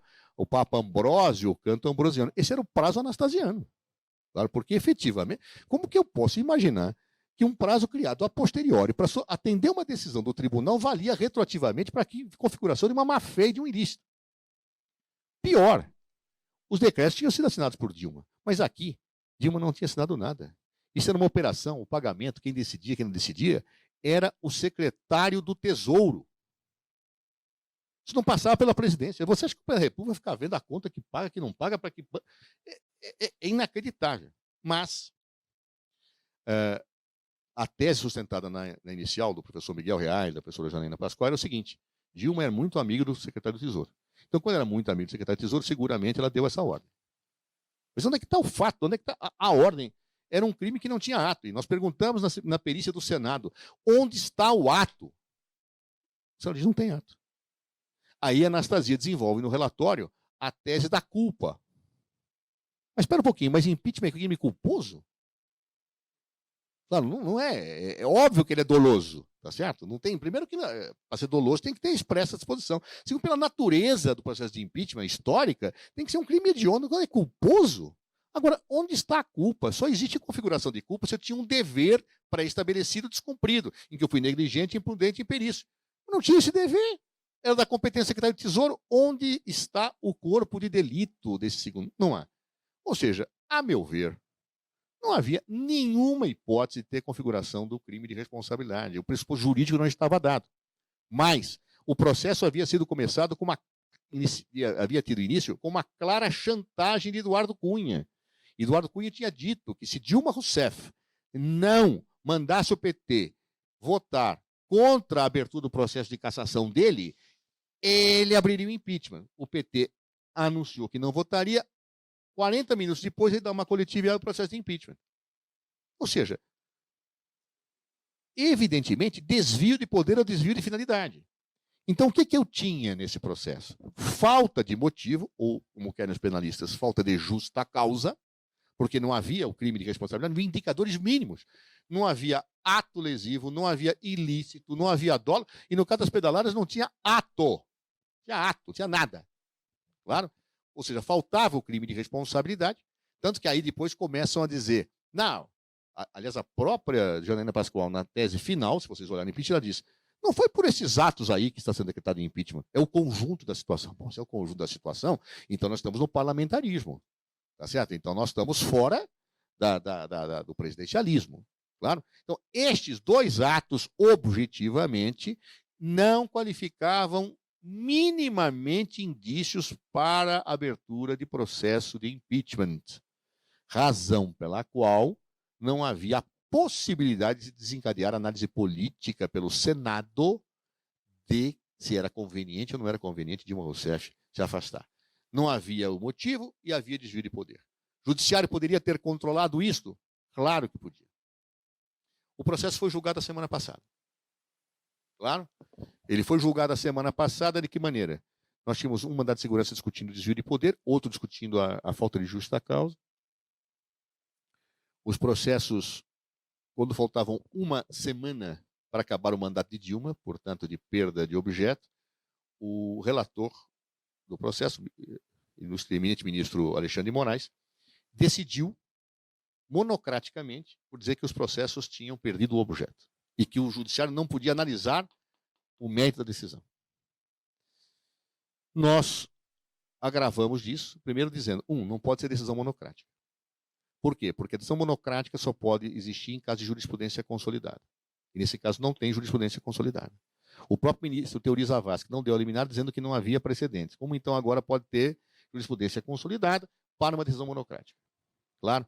Segundo lugar, o judiciário pode examinar o mérito, sim. Terceiro, não perder o objeto, porque mesmo que estava uma semana e acabar o mandato, mesmo que acabe o mandato, há a questão dos efeitos políticos que estão discutidos em outro projeto, em outro processo.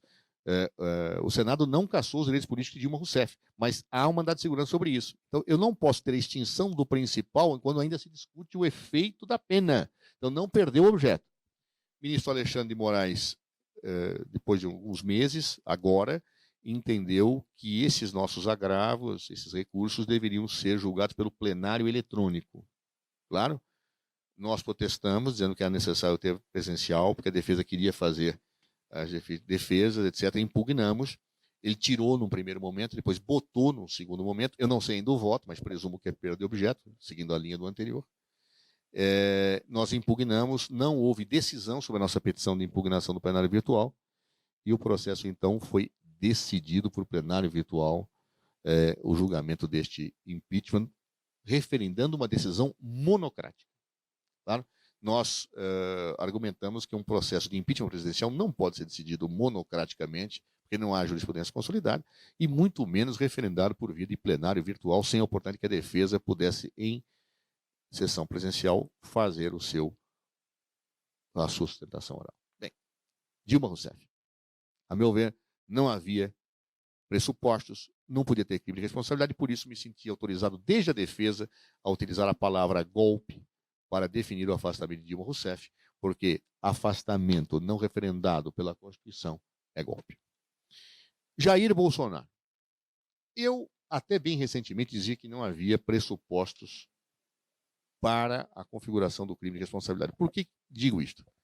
Porque falta de educação não está tipificado na Constituição como crime de responsabilidade. Atos insensatos, irrazoáveis e demenciais também não estão colocados ali. Pode até ensejar uma interdição, como hoje se diz nos jornais, presidente. Mas crime de responsabilidade por ato de maluquice não existe. Tá certo? Delito de opinião também não há. Então, eu não estava vendo, até bem recentemente, nenhum amparo. E até cheguei a dizer, olha, crime de responsabilidade é coisa séria, exige pressupostos jurídicos, não dá para banalizar, nós não estamos no presidencialismo. O que vale para aqueles governos que nós defendemos, na democracia tem que valer também para aqueles que nós não defendemos. Não dá para distorcer a Constituição de acordo ao sabor das nossas conveniências. Claro? Porém, nesses dias agora, eu comecei a achar que existe base jurídica para um processo de impeachment. Por quê? Como disse a professora, uma das hipóteses que estão asseguradas na Constituição e na Lei 1079 de 1950 é quando o presidente da República constrange, ameaça os demais poderes. E um presidente da República chamar, primeiro como fez, uma manifestação que claramente tinha a conotação não só de apoiá-lo, mas de atacar o poder legislativo e o poder judiciário. Um presidente da República depois dizer que este ato não era conveniente, mas nas entrelinhas dizer que um dia ainda seria feito. E depois sair às ruas no meio de uma epidemia para parabenizar aqueles que rompiam as ordens da saúde pública do seu próprio governo, ou as orientações, é realmente algo que ofende os valores democráticos na forma em que se fazem tipificar na Constituição e na Lei 1079 de 50. Está esta conduta do senhor presidente da República violenta claramente as suas responsabilidades presidenciais. Ele está agindo, coagindo, buscando intimidar ou até paralisar atividades dos outros poderes, e isto não pode ser aceito num Estado democrático de direito, dentro do sistema de checks and balances consagrado pelo Estado de Direito no modelo norte-americano e reproduzido no Brasil. Portanto, base para o processo, base jurídica para o processo de impeachment, com todas as vênias de quem pensa o contrário, agora passou a existir.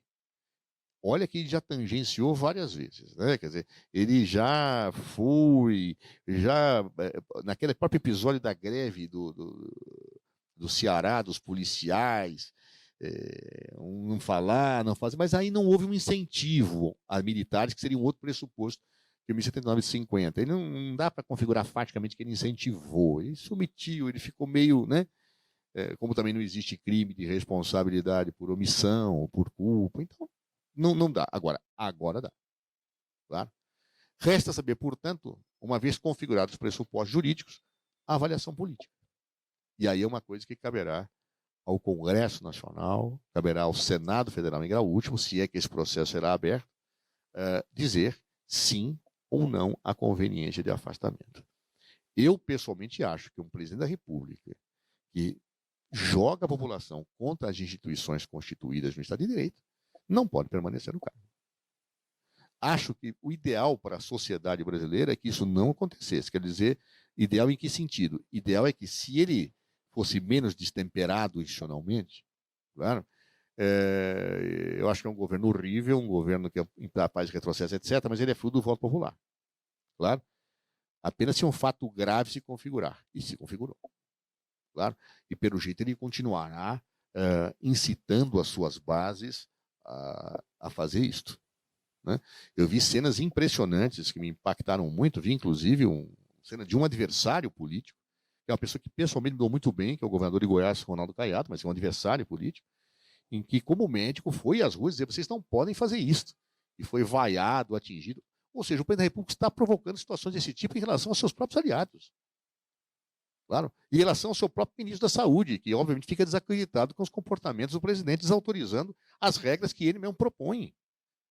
Mas não bastasse isto, o problema é fazer isto para atingir o Congresso Nacional, para atingir o Supremo Tribunal Federal.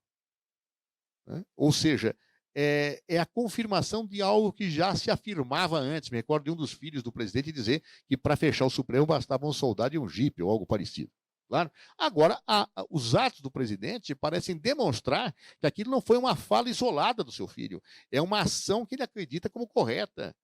Claro, como ele sempre, como deputado, uma coisa é ele, como deputado, defender golpe. Isso é um problema de quem o elege e do exercício do seu mandato. Mas quando ele, presidente da República, encarna isto e começa a provocar situações contra o Congresso Nacional, pode-se dizer, está configurado, sim, o pressuposto jurídico do crime de responsabilidade. E politicamente, acho eu que este estado de coisa é de uma tal ordem, de uma tal gravidade, que seria conveniente não só a abertura do processo, mas um afastamento presidencial, porque é inaceitável um presidente da República se comportar desta forma. Ou seja, em síntese, fazendo uma análise comparativa, e não é, sinceramente, porque eu defendo um lado e não defendo o outro. Não existiam pressupostos jurídicos para a abertura de impeachment de Dilma Rousseff, em que pese o governo passasse por uma grande crise de impopularidade, vivêssemos uma crise econômica, mas não havia. Agora os pressupostos jurídicos estão inteiramente configurados. É o que eu, basicamente, até passando meu tempo, tinha a submeter à reflexão de vocês. Gostaria de agradecer ao professor José Eduardo Cardoso pela maravilhosa aula que foi dada a nós. Convido novamente quem está nos assistindo ao vivo pelo aplicativo Zoom, mande perguntas para nós. Nós temos alguns minutinhos ainda para fazer alguns debates, responder alguns questionamentos. Eu vou dar um descanso para a garganta do professor José Eduardo Cardoso. E tem uma pergunta aqui para a professora Clara, enviada pelo José Flávio Ferrari.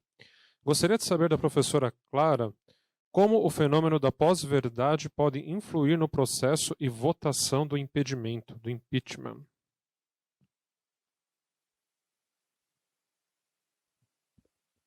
Bom, como o fenômeno da pós-verdade pode influir no processo de impeachment?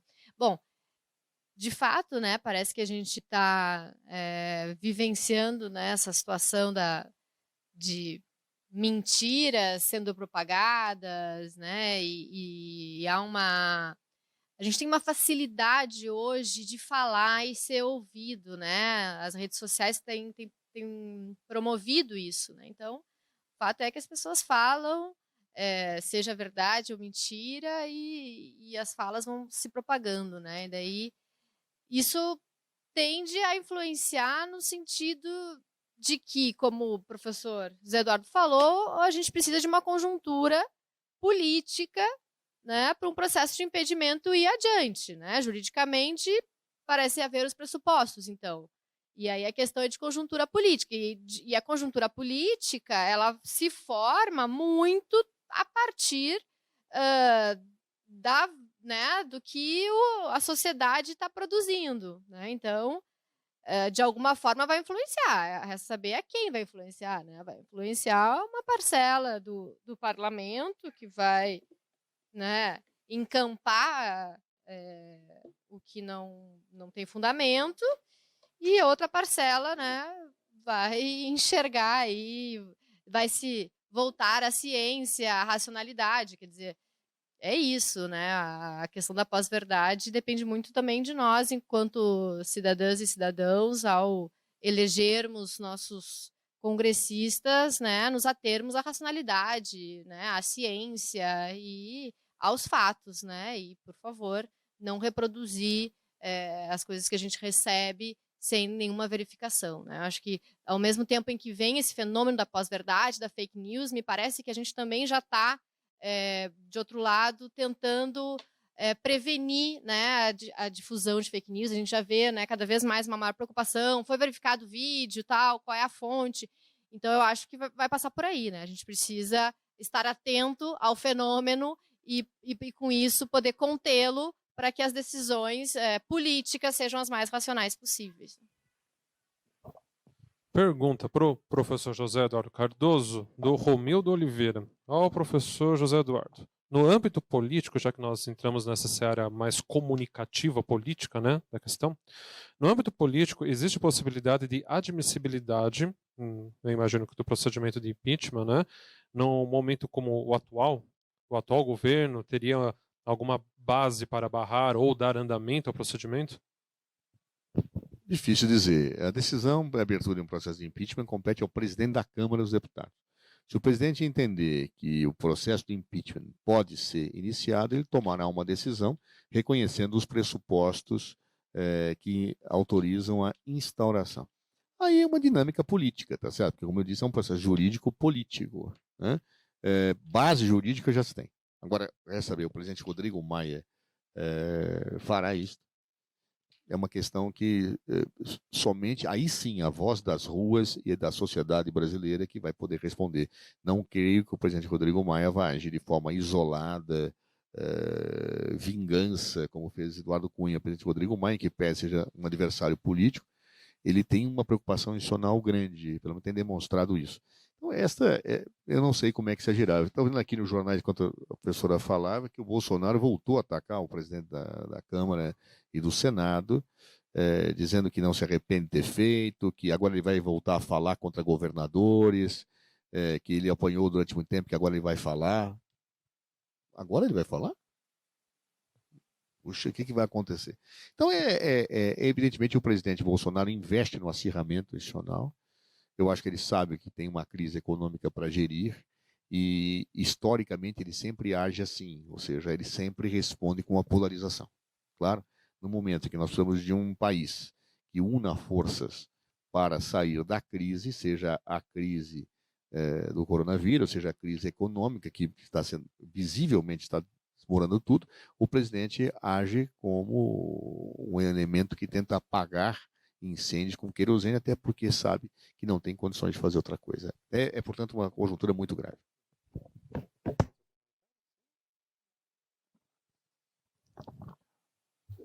Matheus Quioqueta. Se eu falei o seu sobrenome errado, peço desculpas.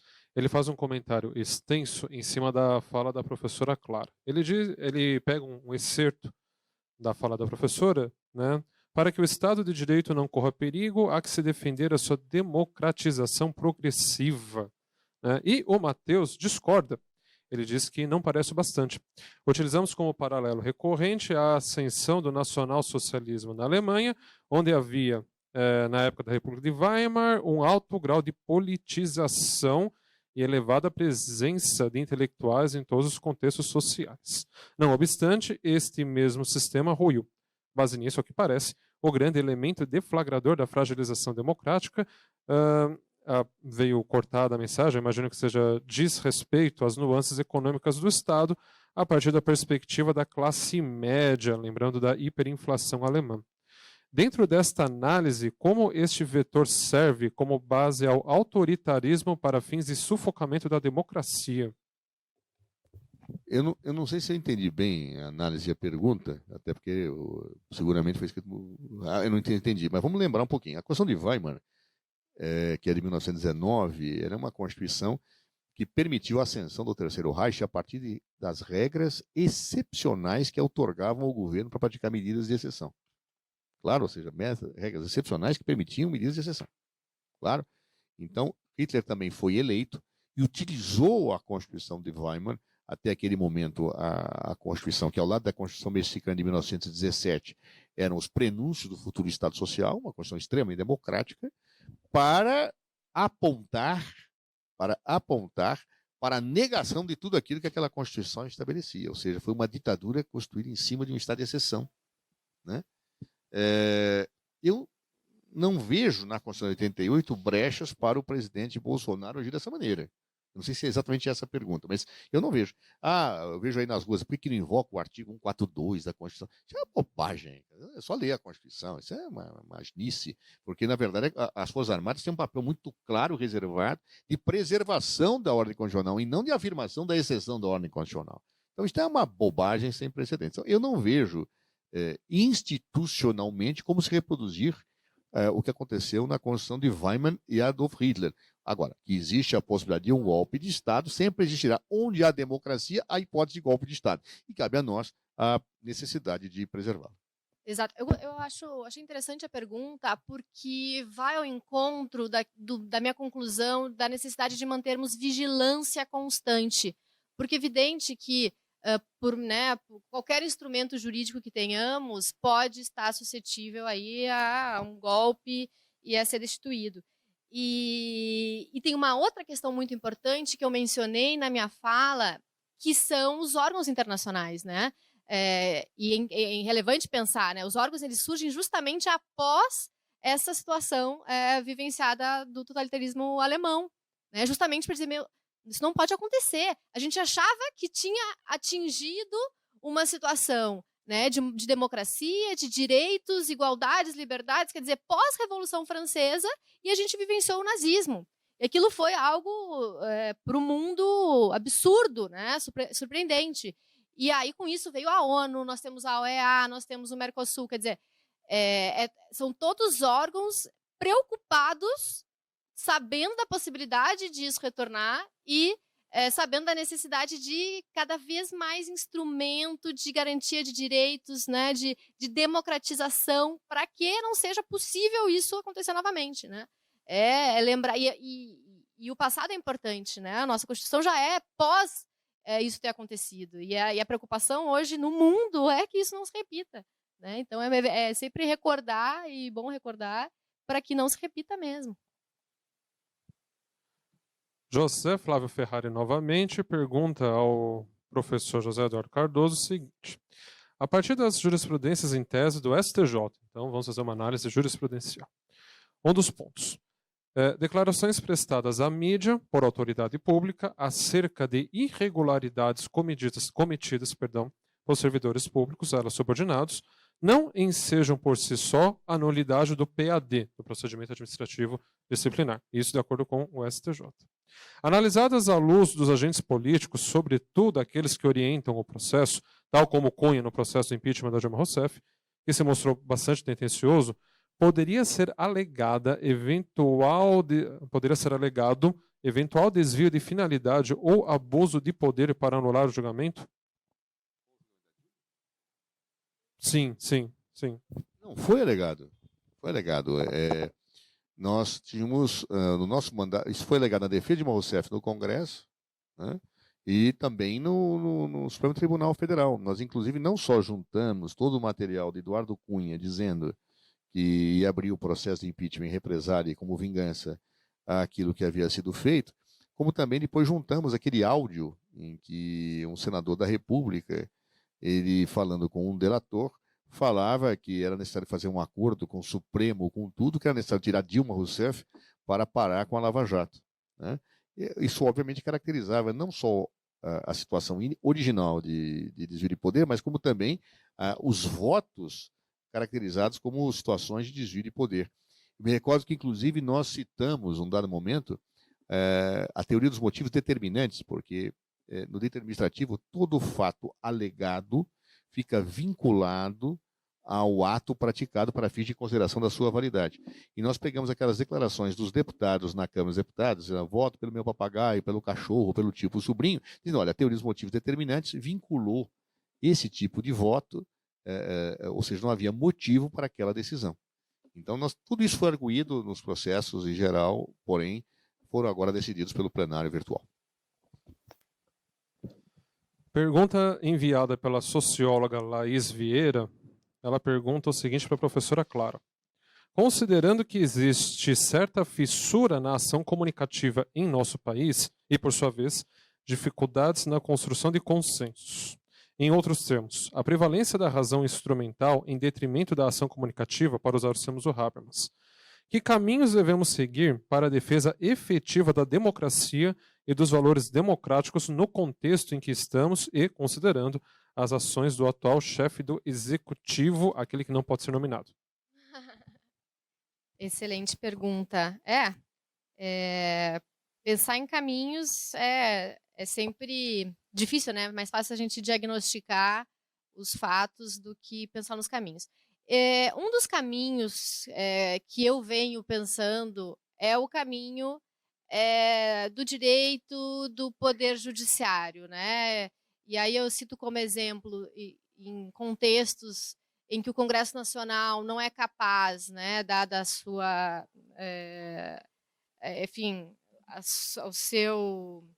sua composição majoritária, né, não é capaz, por exemplo, de aprovar leis antidiscriminatórias em relação à orientação sexual, identidade de gênero. Quem que veio dar uma palavra e dizer que isso é omissão legislativa e que a gente tem que considerar isso também como crime, né? O STF. Né? Enquanto o Código Civil de 2002 foi aprovado dizendo que o casamento é entre homem e mulher, quem que veio dizer que não, que a Constituição, uma interpretação constitucional desse artigo não está correta? O STF via, né, ação constitucional da mesma forma. Quer dizer, eu tenho, enquanto jurista, e é no que eu posso me agarrar, né, neste momento, obviamente, para além de uma atuação, né, política que deve ser incentivada por parte de todos, mas eu tento pensar que o Poder Judiciário é um caminho viável, né, e eu tenho lutado dentro dele também. Né, eu acho que a gente pode tentar assegurar direitos e conseguir a efetivação, né, de garantias por meio dele. Então, né, enquanto ele ainda existir como um garantidor da Constituição, acho que é a Constituição e é o Poder Judiciário como último intérprete que pode nos ajudar nessa situação, me parece. Posso estar ingênua, mas é no que eu tenho para acreditar. Professor José... Acabou de julgar o... Armas? Não sei. Não dá ideia. Não dá ideia. Professor José Eduardo Cardoso, qual a função da reprovação das contas pelo Tribunal de Contas da União? É essencial ao processo? Com a reprovação das contas pelo TCU, há solidez no processo de impeachment? Pergunta da Letícia Bernardo. Eu imagino que é especificamente em relação a situações de impeachment que tem a ver com gestão orçamentária, como é o caso de Dilma Rousseff.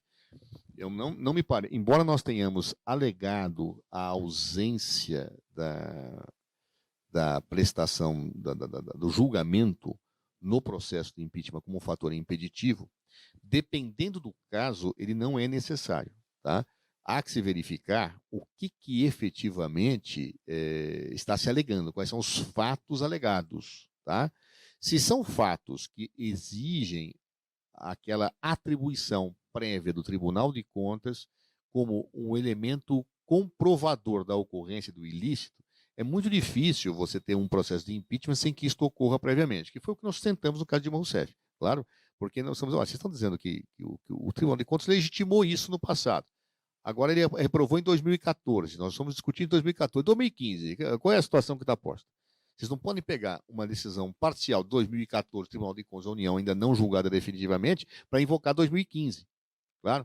Então, evidentemente, embora em tese não seja necessário o julgamento do Tribunal de Contas da União, você pode, diante dos fatos, demonstrar o assodamento, demonstrar a inconsistência de uma decisão, particularmente quando se invoca uma decisão do tribunal que ainda não passou pelo crivo final de plenário com o direito contraditório em ampla defesa. As duas próximas perguntas para os dois professores. A primeira do Tiago Pamplin. Aos ilustres professores. Sendo o impeachment um procedimento de natureza administrativa, existe alguma relação da teoria dos motivos determinantes e o processo sofrido pela presidenta Dilma? Poderia haver alguma espécie de nulidade no processo, já que, em tese, não se observou a presença de um, aspas, motivo jurídico válido? Sem dúvida. Na verdade, nós temos que separar no direito administrativo duas situações. Uma coisa é a falta de motivo, outra coisa é a teoria dos motivos determinantes. A meu ver, os dois casos podem ser discutidos. A falta do motivo é aquilo que eu falei, não havia motivo, a falta de justa causa para o penalista, etc. A teoria dos motivos determinantes, ela envolve o seguinte, é que o motivo alegado é inexistente. Claro? Então, basicamente, o motivo alegado foi inexistente, também eu posso pegar pela teoria dos motivos determinantes esse aspecto decorrente da própria falta de motivo. Mas o que mais me chamou a atenção foi que, na abertura do processo, os deputados não disseram que o impeachment tinha a ver com aquilo. Eles disseram, pela minha mãe, pelo cachorro, pelo papagaio. Note-se, eles não precisavam fazer aquela declaração, era só o voto. Mas isso é uma característica da teoria dos motivos determinantes. Quando a autoridade motiva ou apresenta a motivação, o motivo fica vinculado. Então, quando os deputados foram ao microfone e declararam aqueles motivos que deixaram o mundo estarrecido. Eu me lembro de um amigo argentino que me ligou e falou, mas o que existe, Eduardo? É assim, né? Que existe, né? Ou seja, esses deputados que fizeram isto, né, obviamente vincularam sua decisão ao motivo declarado. Então aí se poderia discutir pela teoria dos motivos determinantes, além da questão da falta do motivo, né? Pelo meu marido preso por corrupção, eu voto sim. É maravilhoso. Nem era corrupção. O pior foi isso, né? O que motivou tudo Não, é aquilo. inacreditável. Uma narrativa de corrupção que não existiu. Em homenagem ao Coronel Brilhante Ustra. Foram motivos importantíssimos para apreciar uma gestão orçamentária. Exatamente. A outra pergunta também para os dois professores, do Cledson. Sobre uma possível abertura de processo de impeachment, haja vista que, para iniciar um ato administrativo desse modo, sobre falta de decoro ou meios violentos contra as instituições, uma incitação popular pode ser considerada meio violento contra a ordem do Estado Democrático de Direito, a ponto de ser aberto esse processo de impeachment? Veja, é a Constituição quem o diz, e a Lei 1079 de 50, ela deixa claro que quando o presidente da República ele atua para impedir o exercício livre do... Você tem até talvez a dicção legal aí, né, professor? Lê aqui, é claríssimo. Ó, vamos ler aqui, ó. A violência é só para cá, não precisa de violência. Onde é que está? Artigo 6º da Lei Primeiro, 1079. 85 da Constituição.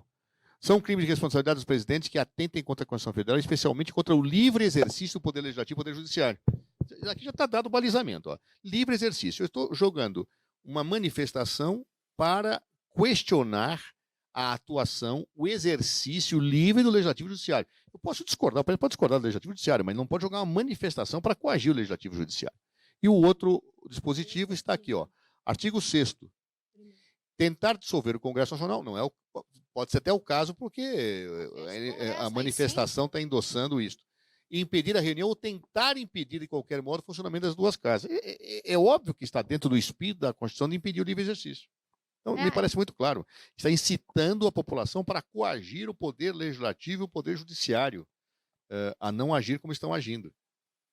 Eu entendi também a pergunta, mas, de fato, a violência no inciso 1 aí do artigo 6º, ela não é necessária, né? A violência está só no 2, eu cheguei a colocar, mas, enfim, que seria usar de violência ou ameaça contra representante da nação para afastá-lo da Câmara, né?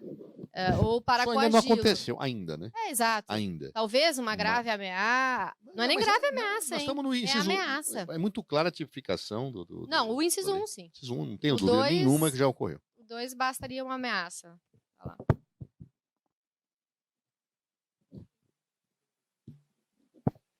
Rafael Santos, para os dois professores também.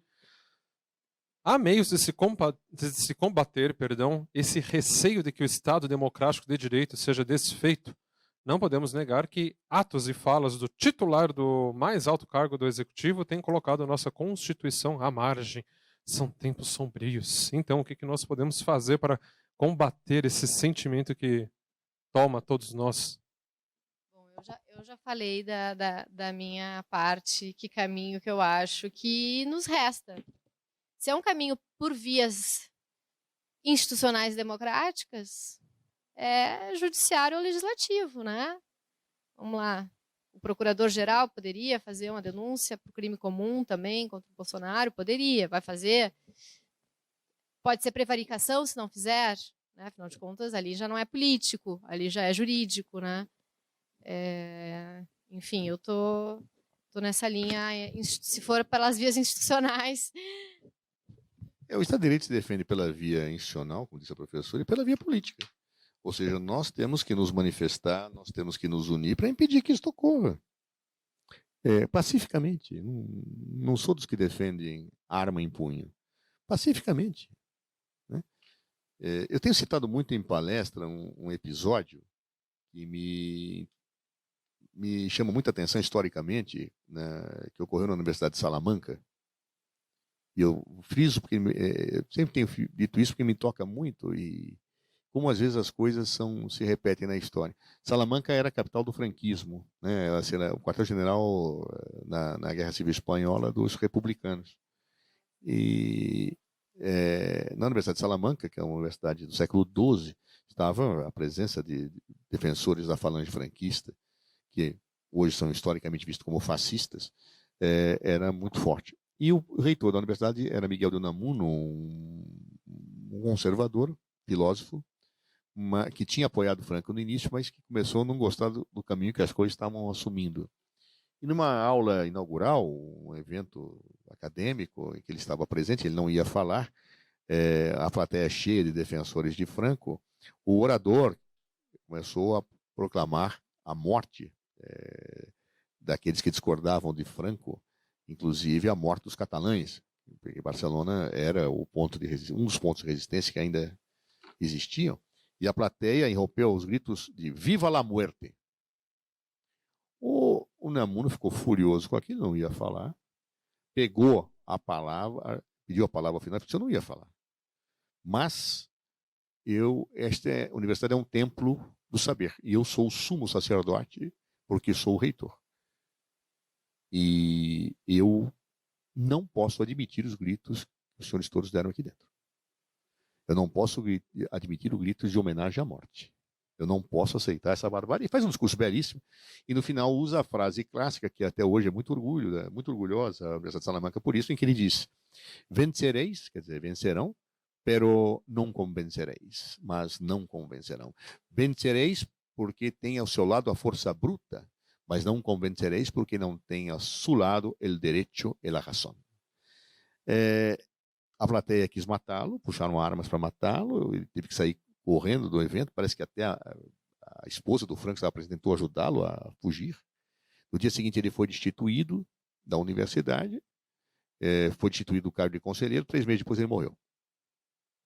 Franco ganhou, governou por 30 anos, e há mais ou menos 2 meses atrás, o governo espanhol resolveu tirar Franco do lugar onde ele estava enterrado, um local que ele mandou construir, um grande santuário, o Valle de los Caídos, dizendo que ele não devia ficar enterrado lá como um rei, né? Tendo visto o genocídio que ele praticou na Espanha, um deles, inclusive, imortalizado por Pablo Picasso no quadro Guernica, né?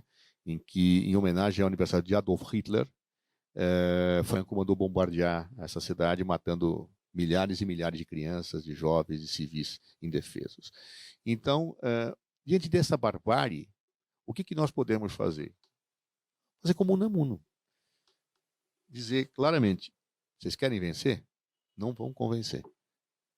Nós vamos lutar no limite das nossas possibilidades para que o Estado democrático de direito não seja atingido por atos de irresponsabilidade, de insanidade ou de fascismo explícito e despudorado.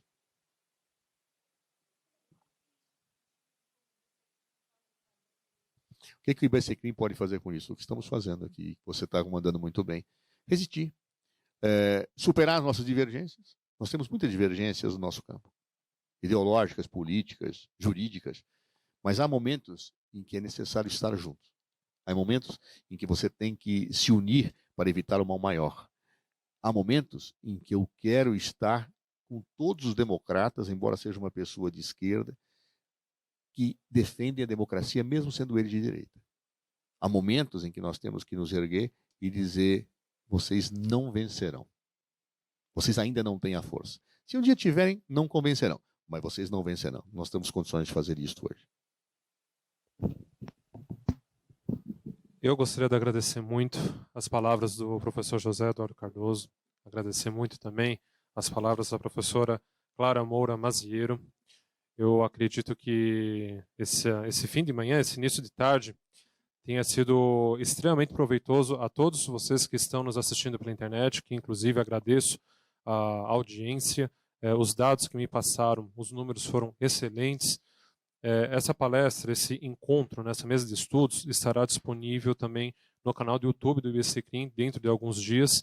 Então não se esqueçam de compartilhar, de enviar para outras pessoas, porque como o professor José Eduardo Cardoso deixou bem claro para nós agora, o momento é de união, de luta, e não simplesmente por uma questão partidária, mas sim uma defesa pelo nosso próprio país, pelas nossas próprias instituições democráticas. O IBCCRIM, ele tenta, então, com essa mesa, cumprir o seu papel, tenta firmar sua posição como um instituto democrático. A questão agora ultrapassa qualquer questão de lado A, lado B, mas sim uma defesa da democracia. Gostaria de, então, insisto, agradeço ao professor José Eduardo Cardoso, agradeço a professora Clara, agradeço a todos que nos assistiram pelo aplicativo Zoom, agradeço pelas perguntas, foram várias, algumas pessoas foram perguntas muito boas, alguns me enviaram também no privado do WhatsApp, peço desculpas, não dá para ler todas, mas eu acredito que o principal do debate, as ideias principais foram colocadas aqui na mesa. Vamos seguir adiante, sempre juntos. E, por favor, acessem o nosso site, acessem nossas redes sociais e fiquem ligados nos próximos eventos que nós traremos para vocês. Tá bom? Uma boa tarde a todos, muito obrigado e aquele abraço.